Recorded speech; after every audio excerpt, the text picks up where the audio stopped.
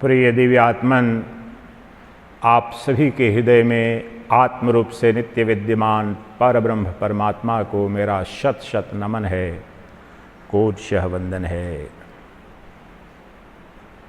आज एकादश ऋषिकेश हरिद्वार आत्म साक्षात्कार शिविर का चतुर्थ दिवस है और इस शिविर में हम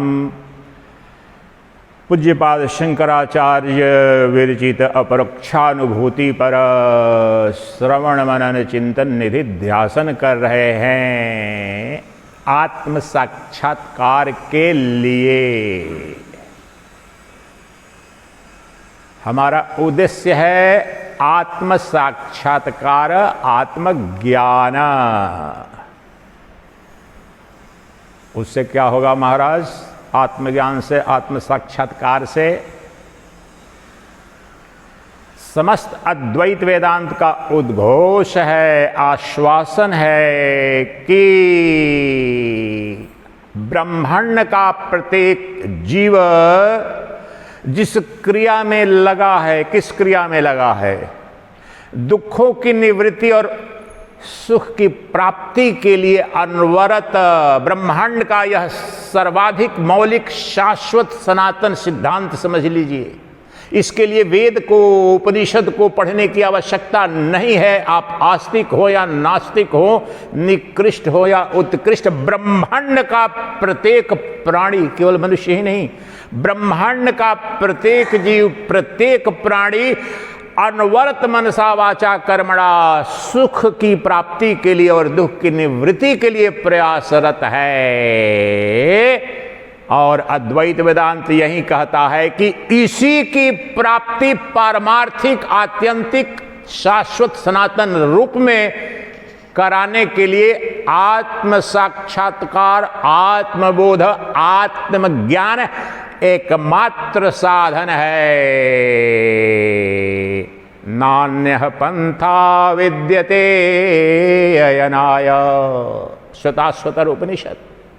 कोई अन्य मार्ग नहीं, कोई उपाय नहीं, कोई दूसरा मार्ग नहीं है तुम्हारे दुखों की आत्यंतिक निवृत्ति और परमानंद की प्राप्ति, जो सदा तुम्हारे अंदर है, मेरे कहने से नहीं। तुम प्रतिपल यही कर रहे हो, चिट्ठी से हाथी तक, ब्रह्मा विष्णु महेश से लेकर के साधारण जीव तक।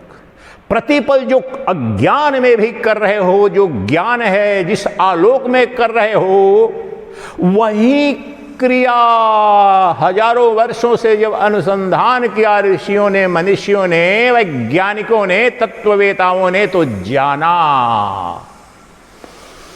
इसकी सिर्फ और सिर्फ और सिर्फ एक विधि है, एक विज्ञान है। वह है स्व का ज्ञान, आत्मा का ज्ञान, आत्मबोध, आत्म साक्षात्कार। इसलिए हम किसी पर कृपा करने नहीं आए हैं, भगवान पर कृपा नहीं करने आए हैं। हम स्व पर कृपा बरसाने के लिए, जो हमारी शाश्वत सनातन अंतर्भूत कामना है कि कभी भी किसी प्रकार का दुख, क्लेश, अमंगल न हो और सदा आनंद ही आनंद हो, उसी की प्राप्ति का जो हजारों वर्षों से वैदिक सनातन धर्म में विज्ञान खोज डाला, महावैज्ञानिकों ने, महात्माओं ने, ब्रह्मवेताओं ने, वह विज्ञान अपने कल्याण के लिए, अपने उस परम लक्ष्य की प्राप्ति के लिए, उसे ही मोक्ष कहते हैं, उसे ही ब्रह्म ज्ञान कहते हैं, उसे ही आत्मज्ञान कहते हैं, उसके निमित्त आए हैं। ठीक है महाराज, तो ये आत्मज्ञान है क्या? आप कह रहे हो कि आत्मज्ञान, तो इसका तात्पर्य है आप आत्मज्ञान कराओगे तो अभी आत्मा का अज्ञान है। बिल्कुल ठीक समझा। वर्तमान में आत्मा का ज्ञान नहीं है। क्या मतलब? इसका स्वरूप बताओ। मुझे तो ज्ञान है अपने शरीर का, अपने शरीर के संबंधों का, इंद्रियों का। वेदांती का उत्तर, यही तो तुम्हारा बंधन है, अज्ञान है, जड़ मूल है अमंगल का, जिसे तुम अपना आपा मान रहे हो, जिसे सत्य मान रहे हो, जिसे आत्मा मान रहे हो, वह तो है ही नहीं। इसी के कारण सदा दुख और दुख और दुख और अमंगल अमंगल, भय भय, अभाव, दरिद्रता ही है।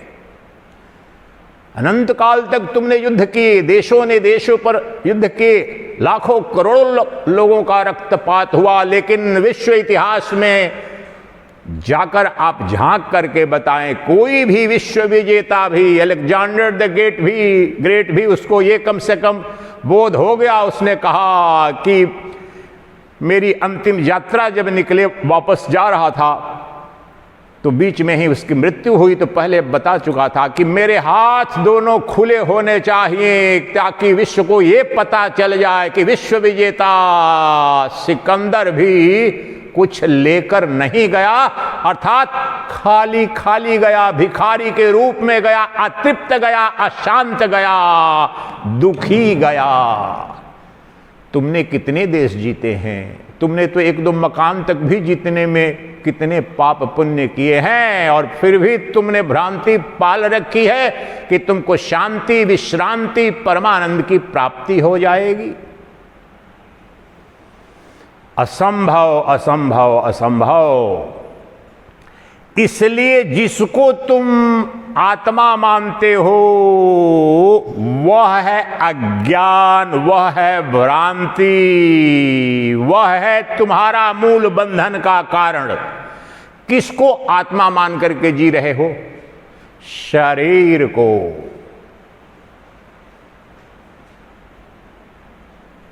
महाराज हम तो शरीर को ही सच जानते हैं, शरीर के सिवाय किसी अन्य को तो देखा नहीं महाराज, तो किसको मानो? यहीं से मौलिक प्रश्न और मौलिक अद्वैत वेदांत का ज्ञान प्रारंभ होता है, प्रश्न उठता है। फिर ये जिसे बंधन और मुक्ति कहते हैं, और अन्य शब्द है अज्ञान और ज्ञान। अज्ञान किसका? आत्मा का, जो महाराज आप कह रहे हो। फिर ज्ञान किसका? आत्मा का। तो अद्वैत वेदांत में अज्ञान का स्वरूप क्या है? अपने शरीर को आत्मा मानना, अपना आपा मानना, अपना सत्य मानना ही अज्ञान है, दूसरा कुछ अज्ञान नहीं है। शरीर, अब जब कह दिया कि शरीर को सत्य माना, तो शरीर के संबंध, शरीर के जितने कार्य होंगे उसको सत्य मानेंगे। यही अज्ञान है, यही बंधन है, यही समस्त दुख का कारण है। तो इसका उपचार बताओ महाराज। तो इसका उपचार है ज्ञान। तो ज्ञान का क्या स्वरूप है? ज्ञान का स्वरूप है मैं शरीर नहीं आत्मा हूं, मैं देह नहीं देही हूं, मैं जड़ नहीं चेतन हूं, मैं दृश्य नहीं दृष्टा हूं, मैं परिच्छिन्न नहीं अपरिच्छिन्न हूं, मैं साकार नहीं निराकार हूं, मैं द्वैत नहीं अद्वैत हूं, मैं निर्गुण सगुण नहीं निर्गुण हूं, मैं विकारी नहीं निर्विकार हूं। ये है ज्ञान का स्वरूप। ये जितने लक्षण भेद बताए अनात्मा और आत्मा के, क्योंकि आज जो अपरोक्षानुभूति के श्लोक संख्या 17 से 24, 25, 26 तक लेंगे, 8-10 श्लोक है, तो उसमें आत्म अनात्म विवेक करना सिखा रहे हैं। हम विचार कर रहे हैं। We are doing inquiry into the nature of reality, truth, the self. उसके लिए हमने कल से यात्रा प्रारंभ की, और हमने कल मैं कौन हूं, सत्य क्या है, संसार क्या है, संसार की उत्पत्ति कैसे हुई, इन प्रश्नों के साथ प्रारंभ किया था। और 16वें श्लोक में हम आए थे, तो वहां पर हमने अपनी अनुभूति से देखा जाना अनुभव किया और सिद्ध किया कि जो वाक्य था उस पर 2 मिनट बोलूंगा ताकि उसकी निष्पत्ति क्या निकली, कंफ्यूज रह गए होंगे अगर कल तो मैंने ये बताने की कोशिश की कि आपके अंदर यहीं अभी और सबके अंदर आत्मा भी है और अनात्मा भी है, ब्रह्म भी है, माया भी है, अमर अनश्वर अविनाशी भी है और मरण धर्मा भी यहीं पर है। इन्हीं दोनों को जब पृथक पृथक कर दोगे तो तुम्हारा कल्याण सुनिश्चित होगा। आत्मा को अनात्मा से, ब्रह्म को माया से, शव को शिव से, सत्य को असत्य से अलग करने, पृथक करने के लिए विचार हमने प्रारंभ किया था और 16वें श्लोक की व्याख्या विशेष रूप से कल मैंने की थी। उसमें एक वाक्य लिया था, I know that I am, मैं जानता हूं कि मैं हूं। This is by nature a complex sentence. अब इस वाक्य में मैंने बताया था कि ढूंढो 2 मैं है, मैं जानता हूं वाला मैं और दूसरा कि मैं जीवित हूं या मैं हूं। मैंने बोला कि दोनों में अंतर कुछ है क्या, इसमें इशारा भी कर दिया कि एक शाश्वत सनातन नित्यमय है और एक अनित्य है, काल्पनिक है, असत है, अहंकार और मन देह तदात्म वाला मैं है। और जो निष्पत्ति निकली थी एक ही वाक्य में, और ये वाक्य और अनुभूति प्रतिपल इस पर अब लाखों करोड़ों जितने आपकी सुबह से शाम तक अनुभूति होती है सब पर लागू कर दोगे तो निष्पत्ति क्या निकली थी। इसी एक वाक्य में ही मैं जानता हूं कि मैं हूं, मैं माया और ब्रह्म, आत्मा और अनात्मा, साकार और निराकार, जड़ और चेतन दोनों विद्यमान है और दोनों में विवेक करना आपने जान लिया, युक्ति संगत, तर्क संगत, न्याय संगत, तो आपका अभिष्ट सिद्ध हुआ, आप ब्रह्म ज्ञान को, आत्मज्ञान को उपलब्ध हुए। और इसके निमित्त हमने अपने अन्वेषण से देखा कि इसमें एक ही उदाहरण ले लो, इसमें नित्य कौन है और इसमें अनित्य कौन है। तो जैसे हम प्रतिपल की जो अनुभूतियां हैं तो उसमें उदाहरण के लिए लेते हैं कि दृष्टा नित्य है कि दृश्य नित्य है। हमारी सबकी अनुभूति है, ब्रह्म ज्ञान को भूलो, वेदांत को भूलो, अपने जीवन पर आ जाओ। मैं अपने जीवन में बचपन से जब से होश संभाला तो जो भी अनुभूतियां बचपन की, किशोरावस्था की, युवावस्था की और आज तक जो भी अनुभूतियां, तो प्रतिदिन an average human being has at least more than 15,000 different thoughts. That is the modern psychological conclusion. प्रतिदिन an average human mind has, जिसे वृत्ति कहते हैं, वृत्ति वो 15,000। उन सभी वृत्तियों के अधिष्ठान के रूप में, उनके प्रकाशक के रूप में, उनको देखने, जानने और जनाने वाले के रूप में ब्रह्म जो आत्मा है, जो नित्य है, जो एक है, अद्वितीय है, अजर अमर अविनाशी है, वह विद्यमान है। लेकिन जो दृश्य के रूप में बचपन से लेकर आज तक तो मैं देखने वाला हूं, दृष्टा हूं। दृष्टा कितने हैं?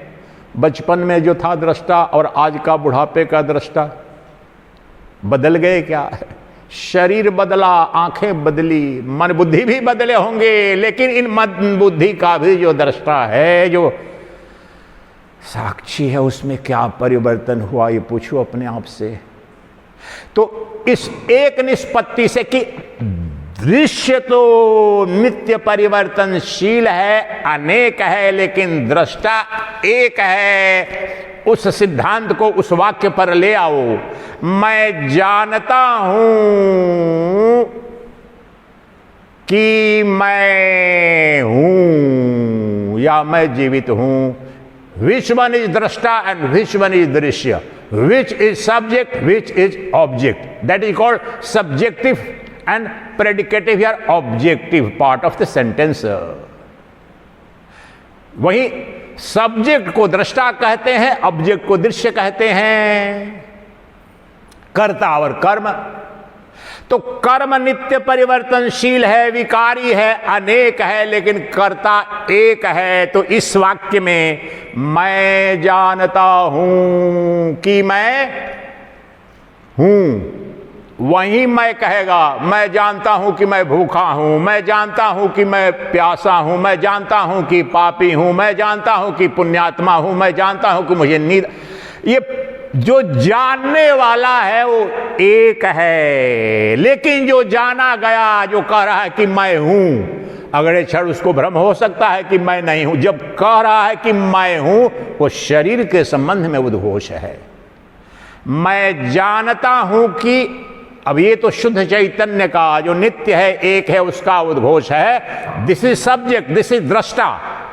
अभी कह रहा है कि मैं हूं, और अगर बेहोश होने लगे या खतरा, तो बोले कि लगता है कि मैं मर जाऊंगा। वो उद्घोष इस जड़ शरीर के संदर्भ में होगा, मन के संदर्भ में होगा, वो अहंकार के संबंध में होगा, वो जीव के संदर्भ में होगा। लेकिन उस जीव के उस उद्घोष का जो साक्षी है, प्रकाशक, वो शिव है। दैट इज सब्जेक्ट, जो कह रहा कि मैं जानता हूं। शिव के जानने की शक्ति का लोप कब होता है? नित्य साक्षी, सर्वस्व साक्षी। इसलिए यहां सिद्ध हुआ ब्रह्म और माया, नित्य और अनित्य, जड़ और चेतना, सब्जेक्ट और ऑब्जेक्ट। और सरल करके मैंने कहा दृष्टा और दृश्य, क्योंकि संपूर्ण वेदांत का मूल सूत्र है दृक् ब्रह्म दृश्यमायेति सर्व वेदांत निश्चयः। जो दृष्टा है वह ब्रह्म है, और जो दृश्य है वह माया है। सर्वाधिक मौलिक बीज मंत्र है अद्वैत वेदांत का। एक इसी को समझ लो, इसी की व्याख्या कर रहे हैं। समस्त अद्वैत वेदांत के करोड़ों ग्रंथ इसी की व्याख्या है। जो कहते हैं शंकराचार्य महाभाग, श्लोकार्धेन प्रवक्ष्यामि यद वक्तुम ग्रंथ कोटिभिः ब्रह्म सत्यम जगन्मिथ्या जीवो ब्रह्मैव न परः। करोड़ों ग्रंथों में, शास्त्रों में जो सत्य का उद्घोष हुआ है, वर्णन हुआ, वह मैं आधे वाक्य में बता रहा हूं। और वह शाश्वत सनातन सत्य यह है कि ब्रह्म एक अद्वितीय शाश्वत सनातन सत्य है, ब्रह्म एकमात्र सत्य है, और ये जीव और जगत भी ब्रह्म ही है। अब यहां पर देखो कैसी गहरी निष्पत्ति निकल रही है। अभी वर्तमान समय में तो मैं दृष्टा हूं, लेकिन मुझसे परे ये जो दृश्यमान जगत और दृश्यमान ये जीव दिख रहे हैं, मुझसे भिन्न दिख रहे हैं। लेकिन जड़ दृष्टि से, अज्ञान की दृष्टि से इसमें द्वैत है, भेद है। ये भी मेरे शुद्ध चैतन्य की सत्ता में ही मन के द्वारा कल्पित हैं, इनकी स्वतंत्र सत्ता नहीं है। इन अदर वर्ड्स, समस्त दृश्यमान जगत दृष्टा की कल्पना है, दृष्टा का स्वप्न है। स्वप्न दृष्टा का मन अनंत स्वप्न दृश्य में अकेले हाथी बनता है, घोड़ा बनता है, पहाड़ पर्वत, फाइटर जेट्स। बताओ वहां पर होता है कोई फाइटर जेट? हाथी होता है, घोड़ा, बाघ, कुछ भी होता है, प्रियतमा, बाघ, बकरी, आतंकवादी, जो कुछ भी स्वप्न में दिखता है वह एक अद्वितीय उस मन का प्रक्षेपण है, विक्षेपण है, और उस समय सत्य लगता है। उसी प्रकार से जो एक अद्वितीय शुद्ध चैतन्य स्वरूप जो शिव है, जो ब्रह्म है, जो परमात्मा है, वही अपनी माया शक्ति जीव के अर्थ में मन की शक्ति से, संकल्प विकल्प से द्वैत के रूप में सृजित कर रहा है और देख रहा है, उसी में फंस रहा है कि मुझसे भिन्न ये जगत है। इसलिए सब्जेक्ट कौन है? मैं सब्जेक्ट हूं। जैसे मन सोने के पहले जैसा था है, स्वप्न में जब गया जगत देख लिया, अमेरिका चला गया, यूरोप चला गया, पहाड़ देखा, पर्वत देखा, महासागर देखा, जब जग गया तो पुनः वहीं पर आ गया। ये मैं ही था, मैं ही हूं, मेरे से अतिरिक्त कोई नहीं था। अज्ञान के कारण स्वप्न क्यों होता है? अपने स्वरूप के अज्ञान के कारण वहां विक्षेप होता है, स्वप्न दृश्य सत्य लगता है। फिर स्वप्न टूट जाते ही आपको प्रोफेसर के पास जाना पड़ता है कि डॉक्टर के पास, स्वतः आपको पता चल जाता है ये तो स्वप्न था। उसी प्रकार से जो सब्जेक्ट है, मैं जानता हूं, क्या जानता हूं?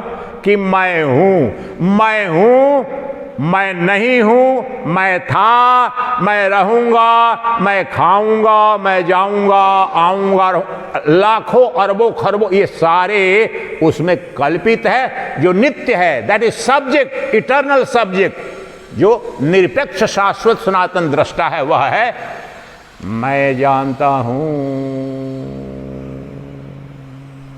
उसमें कोई परिवर्तन नहीं, वही नित्य साक्षी है, वही शिव है, वह शरीर से आबद्ध नहीं है।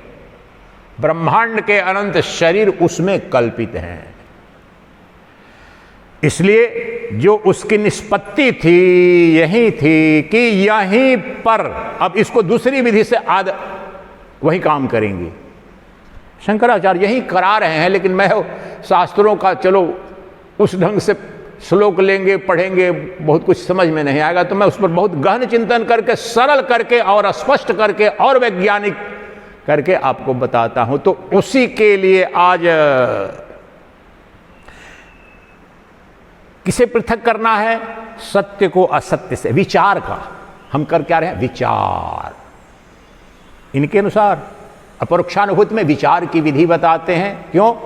पहले कहा साधन चतुष्टय से संपन्न हो जाओ, साधन चतुष्टय से संपन्न हो गए तो अब तुम्हें करना पड़ेगा विचार, that is inquiry into the nature of your self, that is nature of reality. और विचार की विधि में ही हमने ये प्रारंभ किया कि क्या सत्य है, क्या सत्य है, चलो अन्वेषण करते हैं। और पहले तो श्रुति सम्मत, चलो शास्त्रों में क्या लिखा है उसको पढ़ेंगे, शास्त्र में पढ़ करके देखेंगे कि ये सत्य है कि असत्य है, कोई कल्पना तो नहीं है, ये वेदांत का उद्घोष है। मेरी बात मत मानो। आदि शंकराचार्य महाभाग कहते हैं तुम वेदांत के प्रकांड विद्वान हो गए, पारंगत हो गए, दिग दिगंत में तुम्हारी जयकार हो रही है और तुम्हारे पास युक्ति भी है सिद्ध करने को, लेकिन अनुभूति नहीं हुई तो तुम्हारा ज्ञान, मैं देशी भाषा में बोलता हूं कि 2 टके का है। वो बोलते हैं कि भुक्ति का ही साधन है, मुक्ति का साधन नहीं बनेगा। इसलिए वेदांत विद्या निर्गुण निराकार ब्रह्म का ज्ञान, आत्मबोध सदा ही तीनों मानदंडों पर सिद्ध होना चाहिए, श्रुति सम्मत, युक्ति सम्मत और अनुभूति सम्मत। इसलिए हमने यहीं पर अपने अंदर ही आत्मा और अनात्मा, ब्रह्म और माया, नित्य और अनित्य, जड़ और चेतन का अन्वेषण प्रारंभ कर दिया था। उसी अन्वेषण, वेदांत में दूसरा कुछ करना ही नहीं है। करना क्या है? समस्त वेदांत बस एक काम कराता है, क्योंकि पहले बता चुका, तुम्हारा बंधन, तुम्हारा दुख, तुम्हारा जन्म मरण किस कारण से है? अज्ञान से। किसका अज्ञान? मेरे अपने स्वरूप का। निवृत्ति कैसे होगी? अपने स्वरूप का सम्यक ज्ञान। अज्ञान का क्या स्वरूप है? मैं शरीर हूं, ये मान रखा है सभी ने। इस बात को 1000 बार भी कही जाए, ये जानना बहुत जरूरी है कि अज्ञान है क्या। बस अपने को शरीर मानना। शरीर मानने का तात्पर्य हुआ जड़ मानना, विकारी मानना, विनाशी मानना, साकार मानना। यही अविद्या है, यही बंधन है। और इसके विपरीत क्यों किसी के कहने से मान लूं कि मैं आत्मा हूं? नहीं, हमने कल जो मैं जानता हूं कि मैं हूं उसमें देखा कि कुछ नित्य है। The subject is eternal, the object is ever changing. उससे सिद्ध हुआ वह एक कुटस्थ चैतन्य है, नित्य है, अविकारी है, निराकार है। लेकिन उसी में ही जब कह रहा है कि मैं हूं तो बोल सकता है मैं नहीं रहूंगा, या मैं जो कुछ भी विचार आएंगे, लेकिन सब्जेक्ट इज वन। आज हम वही करने जा रहे हैं आत्मा से, क्योंकि आप देखें पुस्तक निकाल करके तो जो 17वां श्लोक से वहां से है आत्मा अनात्मा विवेक, अर्थात आत्म अनात्म विचार की यात्रा पर निकल रहे हैं। कल कोई दूसरा नहीं किया था, शब्द यहां पर प्रयोग कर रहे हैं, लेकिन उसी यात्रा पर निकलने के लिए हमने यो प्रारंभिक यात्रा और एक विधि से उतने देर लगा करके मैंने बता दिया। आप थोड़ा दूसरे तरीके से वहीं चलते हैं। और श्लोक संख्या 17 से लेकर के 24, 25, 26 तक जो भी होगा 8-10 श्लोक लेंगे। लेकिन इसके पहले कि वो श्लोक लूँ, वो श्लोक आपके पास है, आप पढ़ सकते हैं। आप सब पढ़े लिखे लोग हैं, कोई निरक्षर नहीं है। पढ़ेंगे फिर भी बहुत कुछ समझ में नहीं आएगा, ये बात मैं जान रहा हूं। तो इसलिए वो लूंगा, मैं श्लोक भी लूंगा, लेकिन उसके पहले बिना उसे देखे मैं अपने तरीके से उसी सत्य को और सरल करके और वैज्ञानिक, ऐसा नहीं मैं कह रहा हूं कि अब यहां पर भ्रांति कोई करे, अच्छा आप शंकराचार्य महाभाग से ज्यादा वैज्ञानिक अपने को मानते हो। इसका तात्पर्य ये रहे, मूर्खतापूर्ण क्वेश्चन है। जो गुरु होता है, जो विद्या होती है, हर काल खंड में, अब उस समय संस्कृत सब जानते थे, उस समय दुनिया में दूसरी दूसरी जो विधियां थी।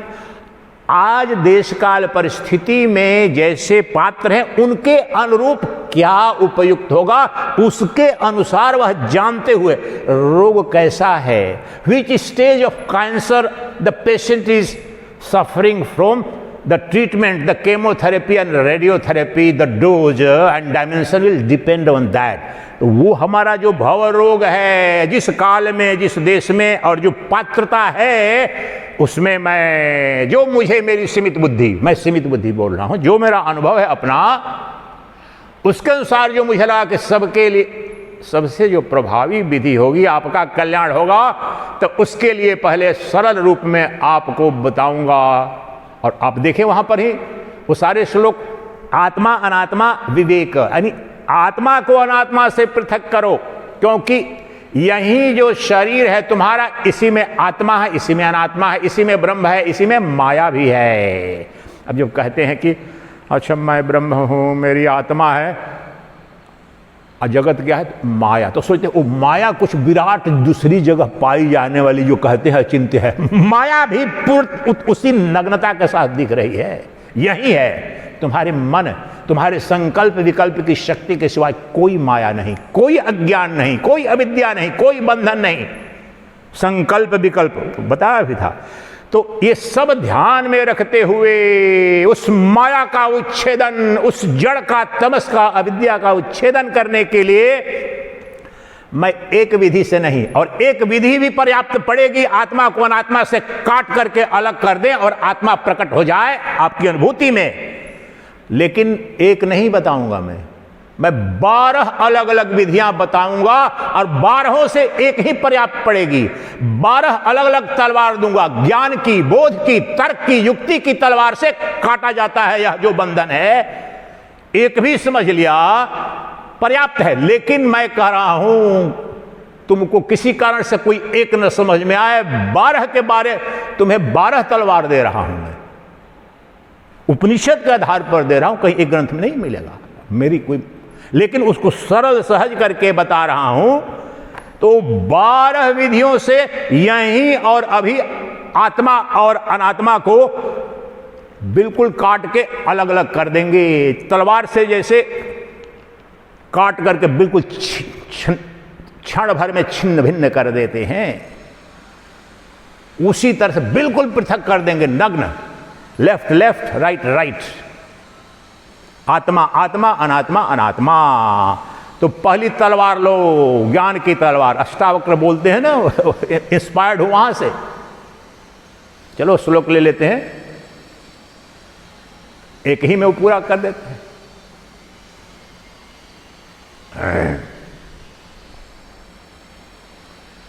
11वां है ना, जो बोलते हैं ना, ज्ञान की तलवार से काट दो अपने आप को, तुम्हारा देहाध्यास है, अपने को देह मानते हो, यही तुम्हारा अज्ञान है। अब ज्ञान की तलवार से ये छिन्न भिन्न करके यह जान लो कि तुम देह नहीं देही हो, तुम जड़ नहीं चेतन हो। देहा अष्टावक्र, देहाभिमान पाशेना। अब इस श्लोक में मैं समाधि में चला जाऊं अगर मुझे प्रवचन ना करना रहे तो। संपूर्ण ज्ञान है, ये रिवील हुआ है, ये रिवील 15 साल से रिवील्ड है। एक से ही बता सकता हूं, सब देख सकता हूं, दिखा सकता हूं। उसी की व्याख्या पूरी और अपरोक्षानुभूति एक तरह से कहूं तो। देहाभिमान पाशेना चिरम बद्धोसि पुत्र का। अब आपको लगेगा कि महाराज क्या कर रहा है, अपरोक्षानुभूति लिया शंकराचार्य का, उस पुस्तक पर भी नहीं जा रहा, बोल रहा है कि 12 तलवारें, फिर यहां से अष्टावक्र पर चला गया। भ्रम न पड़े अपने अध्ययन। जो अष्टावक्र वहां पर उस श्लोक के माध्यम से बता रहे हैं वही शंकराचार्य बता रहे हैं, और सब उपनिषदों सब के आधार पर मैं रिइंफोर्स कर रहा हूं, उसी को स्पष्ट करने के लिए बता रहा हूं। ग्रंथ हजारों करोड़ों, ज्ञान हजारों करोड़ों नहीं है, भ्रम मत पालो। ब्रह्म सत्यम जगन मिथ्या, इसी की व्याख्या है हजारों करोड़ों ग्रंथ। दृष्टा ब्रह्म है, दृश्य माया है, इसी की व्याख्या है। तो उसी को बड़ी स्पष्टता से कहते हैं, सरलता से कहते हैं अष्टावक्र, इसलिए ले रहा हूं। और फिर अपनी 12 विधियां यहां पर दे दूंगा। क्या अपनी कहने का तात्पर्य है, उपनिषद वेदांत से ही लिए हुए हैं, लेकिन एक जगह कहीं खोजोगे तो नहीं मिलेगा उस तरह से। देहाभिमान पाशेना चीरम बद्धोसि पुत्र का,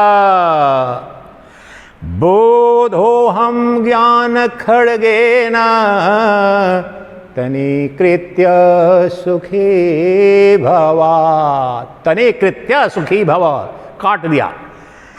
यही तुम्हारा बंधन है, यही अज्ञान है। देहाभिमान पाशे न, मैं देह हूं, इसी पाश ने, अज्ञान का पाश है। शंकराचार्य कहते हैं ना, ये बंधन सोने का नहीं है, ये शिकंजा लोहे का नहीं है, ये भ्रांति का है, ज्ञान का है। भ्रांति कैसे मिटेगी? ज्ञान से। अज्ञान कैसे मिटेगा? ज्ञान से। अंधकार कैसे मिटेगा? प्रकाश से। यह प्रकाश है ज्ञान का। क्या? देहाभिमान पाशेन चिरम बद्धोसि पुत्र का, मैं देह हूं, इसी अभिमान ने युग युग से तुम्हें जकड़ रखा है, अनादिकाल से। हे जनक, यही तुम्हारा बंधन है, यही समस्त दुख का कारण है, इसके सिवा दूसरा कोई कारण नहीं है। और प्रारंभ में मैंने क्या बताया? जो प्रारंभ किया, अज्ञान का स्वरूप, ज्ञान का स्वरूप। मैं देह हूं, ये अज्ञान है, और मैं आत्मा हूं, ये ज्ञान है। बिल्कुल यही बात कह रहे हैं। तो हे जनक, तुम अपने को शरीर मानते हो, देहाभिमान यानी मैं शरीर हूं, यही तुम्हारे बंधन का, दुख का, जन्म मृत्यु का कारण है। अब यही तू ज्ञान की तलवार से, किस ज्ञान की तलवार से? बोधो हम ज्ञान खड्गेना। बोध मीन्स प्योर कॉन्शियसनेस, आत्मा, चिदात्मा। मैं शरीर नहीं शरीरी, मैं देह नहीं देही, मैं जड़ नहीं चेतन, मैं आत्मा हूं, मैं बोध हूं, शुद्ध चैतन्य हूं। इस ज्ञान की तलवार से अभी छिन्न भिन्न कर दे ये अनादिकाल का तुम्हारा बंधन। अभी मुक्त हो जा, अभी मुक्त हो जा, यही मुक्त हो जा। तू मुक्त ही था, मुक्त ही है। सिर्फ इतना ही तेरा बंधन है कि तू अपने को असत्य के साथ तूने तादात्म्य कर लिया। जड़ को, शरीर को तूने अपना आपा मान लिया है। तू शरीर नहीं, बोध सत्ता, अर्थात शरीर को जानने, प्रकाशित करने वाले, अनुभव करने वाले हो। बस इतना ही ब्रह्म ज्ञान है, और कुछ नहीं है। अब उसी तलवार को एक तलवार से काट दिया। अष्टावक्र भी हजारों साल पहले हुए, हम लोग थोड़ी कलयुगी हैं, तो हमें शायद 12 तलवार की जरूरत पड़ जाए, फिर भी काम बन जाए तो बहुत बड़ी बात बन जाए। तो 12 तलवारें जो ले रहा हूं, और सब सरल है, सरल करने के लिए मैंने 12 किया है। तो आत्मा को अनात्मा से, यही कहां पर, यहां पर शरीर आपका है कि नहीं, यहां पर किसी का शरीर ऐसा है कि नहीं है क्या? शरीर आपका तो सत्य है ना यहां पर, तो यहां पर शरीर जो असत है और शरीरी जो आत्मा है, यहीं पर दोनों है। शरीरी है वो ब्रह्म, ये उद्घोषित जो है सबका, वो बता रहा हूं, फिर बता रहा हूं मैं सिद्ध करूंगा। उनकी सिद्धि उनको करने के लिए मैं नहीं कह रहा हूं, मैं तो जो उपनिषदों में, ग्रंथों में लिखा वो बात आपको बता दे रहा हूं, अगर नहीं पढ़े हो तो। उसके बाद कह रहा हूं कि उनको भूल जाओ, यहां सिद्ध होता है, देखो उसका अमरत्व। तो ये सबके पास शरीर है, तो इसमें आत्मा कहाँ है? महाराज जी वो बताओ ना, इधर उधर बहुत क्यों घुमा रहे हो? हमें आत्म साक्षात्कार के लिए आए हैं। बेटा चपरासी बनने के लिए MBA किया, PhD किया, वो नौकरी मिली नहीं, लेकिन थोड़ा सा तो धैर्य रखा। ये संपूर्ण मानव को संबोधित कर रहा हूं, थोड़ा सा तो धैर्य रखा। तो आत्मा अनात्मा विचार करते हैं, 12 विधियां, 12 में से एक भी कोई लेके कर लो, सब दिख जाएगा, सब प्रसिद्ध हो जाएगा। तो आत्मा का स्वरूप और अनात्मा का स्वरूप यही तो जानना है। पानी क्या है, आग क्या है? अब पशु पक्षी भी आग को पहचान लेते हैं कि नहीं पहचान लेते हैं? ऐसे ही गर्मी पड़ रही है इतनी, तो उसी तरह से हम यहां पर अस्पष्टता में, नग्नता में पहचानना है। हमें पहचानना मात्र है, ज्ञान मात्र है, मुक्ति का मार्ग कुछ करना धरना नहीं है। जो करना धरना है पात्रता के लिए, जानने के लिए करना है। तो अब जानते हैं, क्या जानते हैं? यहां पर शरीर में, यह अपने शरीर पर आ जाओ। तो आपका शरीर, आपके शरीर के अंदर शरीर है, तो आप सबने पढ़ा है कि इसी में आत्मा भी है। तो चलो विवेक बताओ कि आत्मा का क्या स्वरूप है, अनात्मा का स्वरूप है। तो पहला लो, शरीर तुम्हारा अनित्य है, और इसी शरीर में ही कुछ नित्य है। कुछ, माइंड द वर्ड, कुछ नित्य है। अगर होगा तब बोलना, नहीं तो नहीं होगा तो मत बोलना। इस पर अन्वेषण करते हैं। तो जो संपूर्ण उपनिषदों का, संपूर्ण वेदांत का उद्घोष है कि तुम्हारा शरीर और समस्त शरीरों का संसार भी, ये सब के सब अनित्य है, अर्थात मरण धर्मा है, क्षुद्र है, क्षणभंगुर है। तो नित्य भी कुछ हो सकता है क्या महाराज? मैंने तो देखा नहीं। एवं महाराज, ये सब अनित्य को देखने वाला कौन है? ये सारे नित्य नग्न बचपन से तुम देख रहे हो, तुम कितने बदले। अब जब तुम कहेंगे तो मन को ले लेगा, अहंकार को ले लेगा, इंद्रियों को ले लेगा, तो फंसेगा। उन मन को भी बाल्यावस्था, किशोरावस्था, युवावस्था, वृद्धावस्था, सबका जो साक्षी है, उसमें साक्षी में क्या परिवर्तन आया और कब अनुपलब्ध था? स्वप्न में अनुपलब्ध था कि जागृत में या सुषुप्ति में? तो ये स्वप्न मुझ में आए गए, सुषुप्ति आई गई, जागृत आ गया। इसको देखता कौन है? आपकी ताई देख के बताती है कि आपके गुरुजी बताते हैं? आपके सिवाय कौन देखता है, कौन सिद्ध करता है? ये जागृत अवस्था है, ये सुषुप्ति की अवस्था है, ये निद्रा की अवस्था है, ये स्वप्न की अवस्था है। कौन देख रहा है, कौन जान रहा है? और जो देखने वाला, जानने वाला है, वो कितना है? 24 घंटे के, ये पूरा जीवन तो बहुत दूर हो गया। सबसे बड़ा ये काल और देश कल्पित है चेतन में। काल नाम की, वो लोग बोलेगा महाराज जी अब 24 घंटे का सत्य दिखा दे रहे हो, कैसे? सतयुग द्वापर, सतयुग नाम की कोई वस्तु नहीं, तत्व नहीं। अद्वैत वेदांत का सबसे मौलिक काल ही कल्पित है, मन की कल्पना है। मन को विलीन करके दिखा कि कहां काल है, मन को विलीन करके दिखा कहां देश है। ये बात थियरी ऑफ रिलेटिविटी, आइंस्टीनियन साइंस का जो फंडामेंटल, कैसे उसने जो थियरी ऑफ रिलेटिविटी दिया कि when you transcend it's realm, relativity का तत्व पर यहां से मानते थे कि नहीं सूर्य ऐसा होगा, फलाना ही होगा। वहां everything has a relative existence, nothing is absolute. इस साइंटिफिक डिस्कवरी उसकी, वो यहां पर जो हजारों वर्षों से इन्हें बाकी there is nothing of time and space are dependent realities. 1 घंटे की अल्बर्ट आइंस्टाइन की उस डिस्कवरी पर, और उसमें अल्बर्ट आइंस्टाइन ने बहुत बड़ा पेपर लिखा है, बोला कि मृत्यु को भी बोला कि if you can find the right coordinates, global coordinates, you will find entire realm of death and birth जो ब्रह्मांड में पड़ा हुआ है। किसी काल खंड में किसी देश में कौन पैदा हुआ वो सब पड़े हुए हैं वहीं, उस परिवर्तित रूप में अपने पड़े हुए हैं। If you manage to find the right coordinates, अद्भुत है। विश्वास नहीं होगा आप लोगों को। मैं वीडियो देखूंगा ढूंढ करके, शिविर के बाद निकालूंगा कहीं से और फिर भेजूंगा। ये लगेगा आपको संदेह हो कि अल्बर्ट आइंस्टाइन बोल रहा है। नहीं, ये तो अद्वैत वेदांत के ऋषियों ने जो बोला उससे भी ज्यादा प्रामाणिकता से बोलता है कि डेथ, ये प्रत्येक जीव तो उस जिस काल खंड में यहां पर आ है, जिस कोऑर्डिनेट स्पेस और टाइम का कोऑर्डिनेट पाओ, वो चेंज कोऑर्डिनेट में ही एग्जिस्टिंग, ही और she everything infinity, it's infinite existence, because time and space are imagined constructs in the reality। तो यहां पर क्या कह रहा हूं, नित्य और अनित्य। ये बहुत महत्वपूर्ण बात है ये जानना कि सोचते हैं ना कैसे आपको पता महाराज कि नित्य है। 24 घंटे का जो सत्य है तुम देख लो और तुम्हारे जीवन पर कम से कम तो ये जीवन पर तो विश्वास करते हो, नास्तिक भी तो 24 घंटे का सत्य है, वही कम से कम इस जीवन में तो ऐसे ही सत्य दिख जाएगा।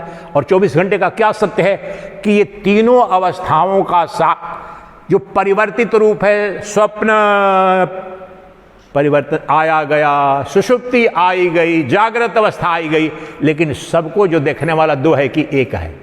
नास्तिक भी बोलेगा तो वो तो एक ही है भाई, उसमें क्या परिवर्तन हुआ भाई? नहीं जी, उसमें तो परिवर्तन नहीं हुआ।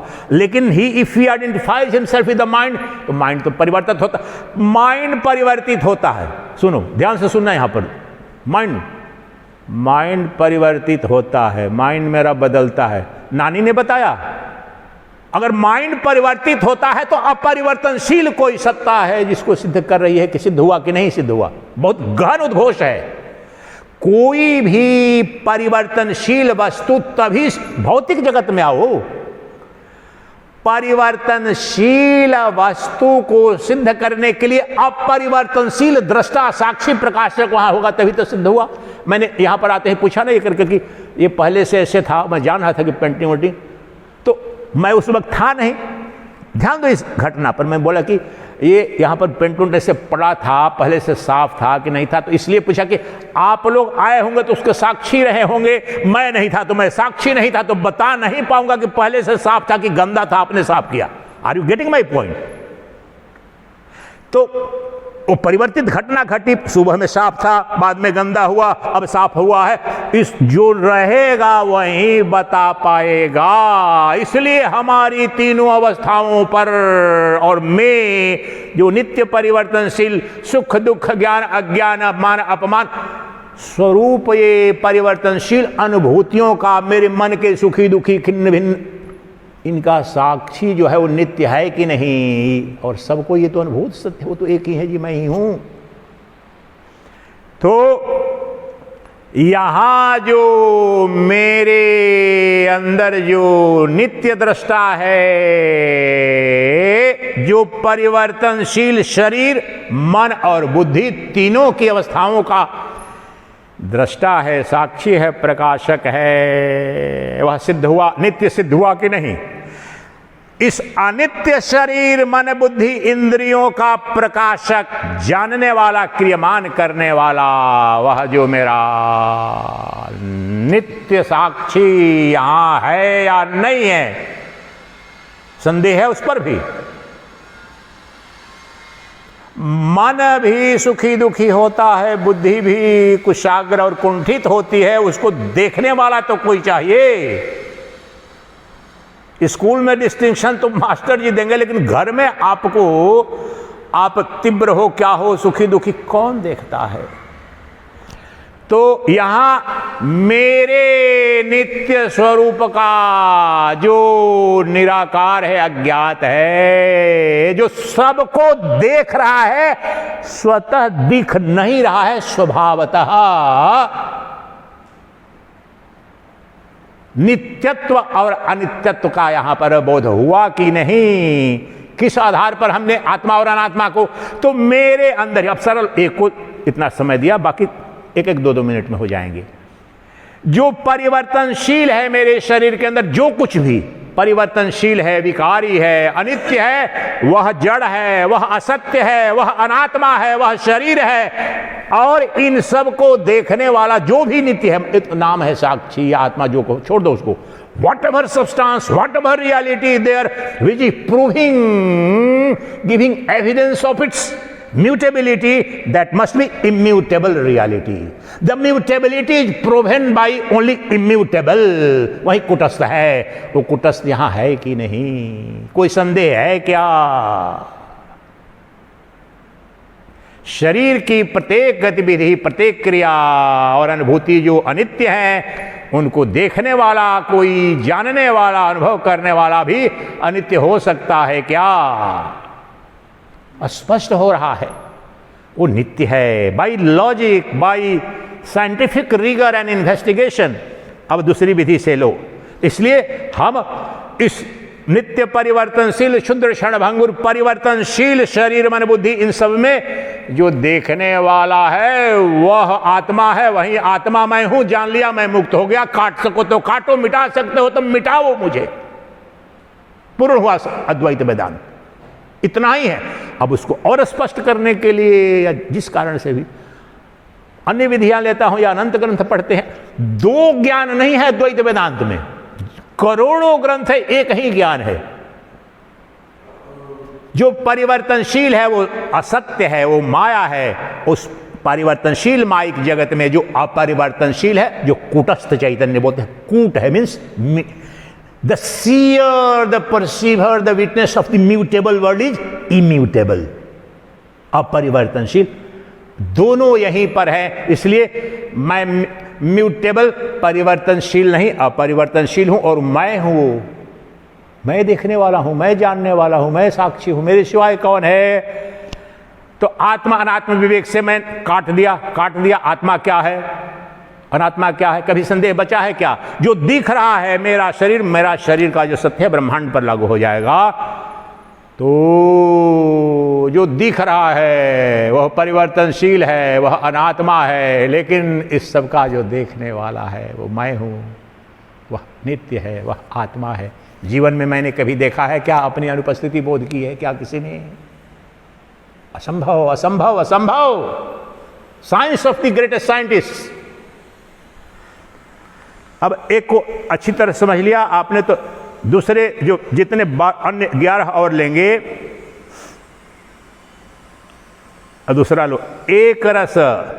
अब जो आत्मा है वो एक रस है और अनात्मा विकारी है, subject to modification, subject to DK.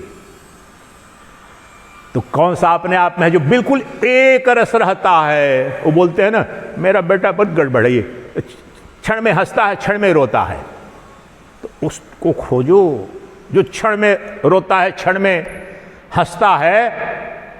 जो न क्षण में हंसता है न रोता है, सदा ही बना रहता है। तो विकारी तुम्हारे अंदर कौन है?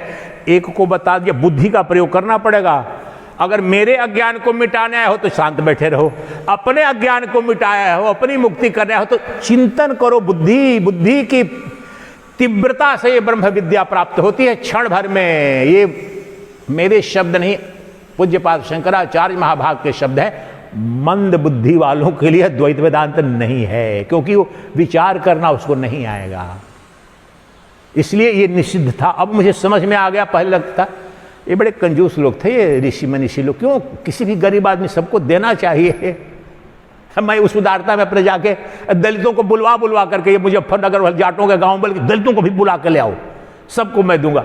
अब लेकिन मुझे पता चल गया है, दलितों की तो बात छोड़ो, ब्राह्मण 99% ब्राह्मण विद्वान ही इसके पात्र नहीं है, घटेगा ही नहीं, एलिजिबिलिटी नहीं है। तो इसलिए एक रस आत्मा। अब मेरा शरीर अनात्मा है और मैं आत्मा साक्षी जो हूं, तो शरीर तो विकारवान है, एवरी मोमेंट और शरीर जब कहा जा रहा है तो याद रखें, बार बार रिपीट कर रहा हूं, मैं जान रहा हूं कि कोई आप लोग बहुत सालों की आपकी यात्रा नहीं, इसलिए शरीर कहते हैं, तीनों शरीर आ जाते हैं, स्थूल शरीर, सूक्ष्म शरीर अर्थात मन बुद्धि अंतःकरण, और कारण शरीर कॉजल बॉडी जो स्लीप में होती है, ईगो से मैनिफेस्ट होती है। ये तीनों शरीर जब कह रहे हैं तो तीनों को समझना, स्थूल मत समझना। तो इन तीनों शरीरों में विकार मैं देख रहा हूं। कौन देख रहा भाई? मैं देख रहा हूं। मुझ में क्या विकार है? मुझ में कोई विकार नहीं है। ये विकारी मन है, बुद्धि है, इंद्रियां हैं, गर्मी सर्दी लग रही है, ये विकारी है। मैं अविकारी हूं, एक रस हूं, इसलिए मैं आत्मा हुआ कि नहीं हुआ? ये शरीर अनात्मा हुआ, मन बुद्धि अनात्मा हुआ, जगत अनात्मा हुआ, मेरी प्रियसी, प्रियतम, पत्नी, संतान, मित्र, बंधु, शत्रु सब अनात्मा हुए, सिर्फ मैं आत्मा बचा कि नहीं बचा? मुझ में कोई परिवर्तन नहीं है, साक्षी मात्र हूं, साक्षी मात्र हूं, प्रकाशक मात्र हूं। यहां पर जब पेंटिंग चल रहा था तो भी उसका भी प्रकाशक यही ट्यूबलाइट था। अब यहां शुद्ध ब्रह्म विद्या भी चल रही है, उसका वो एक साक्षी, उसमें परिवर्तन नहीं हुआ है।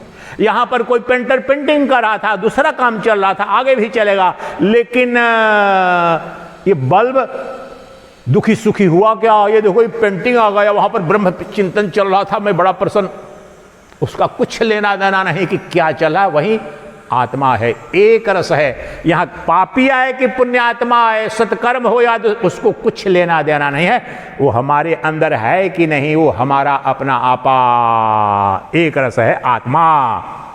दृष्टा दृश्य, इस पर तो बहुत बोला जा चुका है भाई। दृश्यमान जो जगत है, दृश्यमान मेरी तीनों अवस्थाएं हैं, दृश्यमान शरीर मन बुद्धि है, ये मरण धर्मा है, ये अनित्य है, ये अनात्मा है, लेकिन उसका देखने वाला तो मैं हूं, तो दृष्टा हूं। मेरा दृष्टा भाव कब गया? दृश्य तो हजारों आए गए, every 7 years every single cell of your body dies and every day death is happening inside your body। हजारों सेल्स मर रहे हैं, हजारों सेल उत्पन्न हो रहे हैं, पहचान नहीं पाता है, कुछ भी आपका है नहीं इसमें से जो पैदा, प्रतिपल वो परिवर्तनशील, सबको देखने वाला भी परिवर्तनशील है क्या? हो ही नहीं सकता है। उन सबको देखने वाला जो है वो दृष्टा मैं हूं। दृश्य परिवर्तनशील हो रहा है, दृष्टा अपरिवर्तनशील है, इसलिए दृष्टा आत्मा है और दृश्य अनात्मा है। इनमें से कोई भी एक सूत्र लेकर अनुसंधान कर लो, वहीं पर काम खत्म हो जाएगा और सब पर लागू हो जाएगा। चेतन और जड़ सबकी अपनी उपयोगिता है, इसलिए 12 विधियां बता रहा हूं। चेतन और जड़, जड़ भी कुछ जानने, बोध करने, फील करने की शक्ति रखता है क्या? जड़ कुछ जान नहीं सकता, बोध नहीं कर सकता, अनुभव नहीं कर सकता। जड़ की परिभाषा ही बाय नेचर इनर्ट, इनसेंशिएंट। लेकिन चेतन मीन्स चेतन फील कर रहा है। आम भाषा में आ जाओ, वेदांत बोलो। चेतन होगे, चिट्टी भी होगा, उसको पकड़ोगे, मरना नहीं चाहेगी, लेकिन ये पार्टिकल्स इनका तो अब पकड़ोगे कुछ नहीं असर पड़ेगा। जड़ है ये। तो चेतन जड़ विवेक से, तो ये चेतन अर्थात देखने, नोइंग प्रिंसिपल। चेतन that is pure consciousness, that is knowing principle, intelligence principle within you, जो देखता है, जानता है, अनुभव करता है, वह चेतन है, वही आत्मा है, वही ब्रह्म है, वही अपरिवर्तनशील है, वही नित्य है, वही एक। अब ये सारे 12 विधियों से बता रहा हूं, लेकिन 12 पर 12 लागू हो जाएंगे। किसी को कहीं से भी शुरू करोगे सब, और 12 क्या मैं 112 भी निकाल दूं चिंतन करके बैठो तो, शब्दों का खेल। तो क्या सिद्ध हुआ? दृष्टा जो मेरे अंदर, जो दृष्टा तत्व है वो ब्रह्म है, दृश्य तत्व है मेरे अंदर, बस इतनी बात है। बस जो मेरे अंदर कुछ देखने जानने अनुभव करने वाला जो चैतन्य स्वरूप है, चेतन सत्ता है, वो ब्रह्म है, वो नित्य है, अविनाशी है, वो आत्मा है। जो जड़ है, जो दिखा जा रहा है, शरीर दिख रहा है कि नहीं दिख रहा है, मन दिख रहा है कि नहीं दिख रहा है, बुद्धि दिख रही कि नहीं दिख रही, जड़ है। बुद्धि देखती है क्या? अब यहां पर थोड़ा कठिन पड़ेगा। बुद्धि से तो जानते हैं, बुद्धि जड़ है। बुद्धि चिदाभास कहा जाता है, चैतन्य के जानने, देखने, बोध करने की सत्ता का उधार लिया हुआ है, रिफ्लेक्टेड कॉन्शसनेस बोलते हैं। जैसे अभी दिन है, अगर ये पूरे लाइट भी चली जाए तो पिच डार्क यहां पर नहीं होगा। अगर 12 बजे रात में ये लाइट चली जाए तो पिच डार्क हो जाएगा। Why is it so? On account of what? बताइए। Reflected light of sun is radiating here, not सन।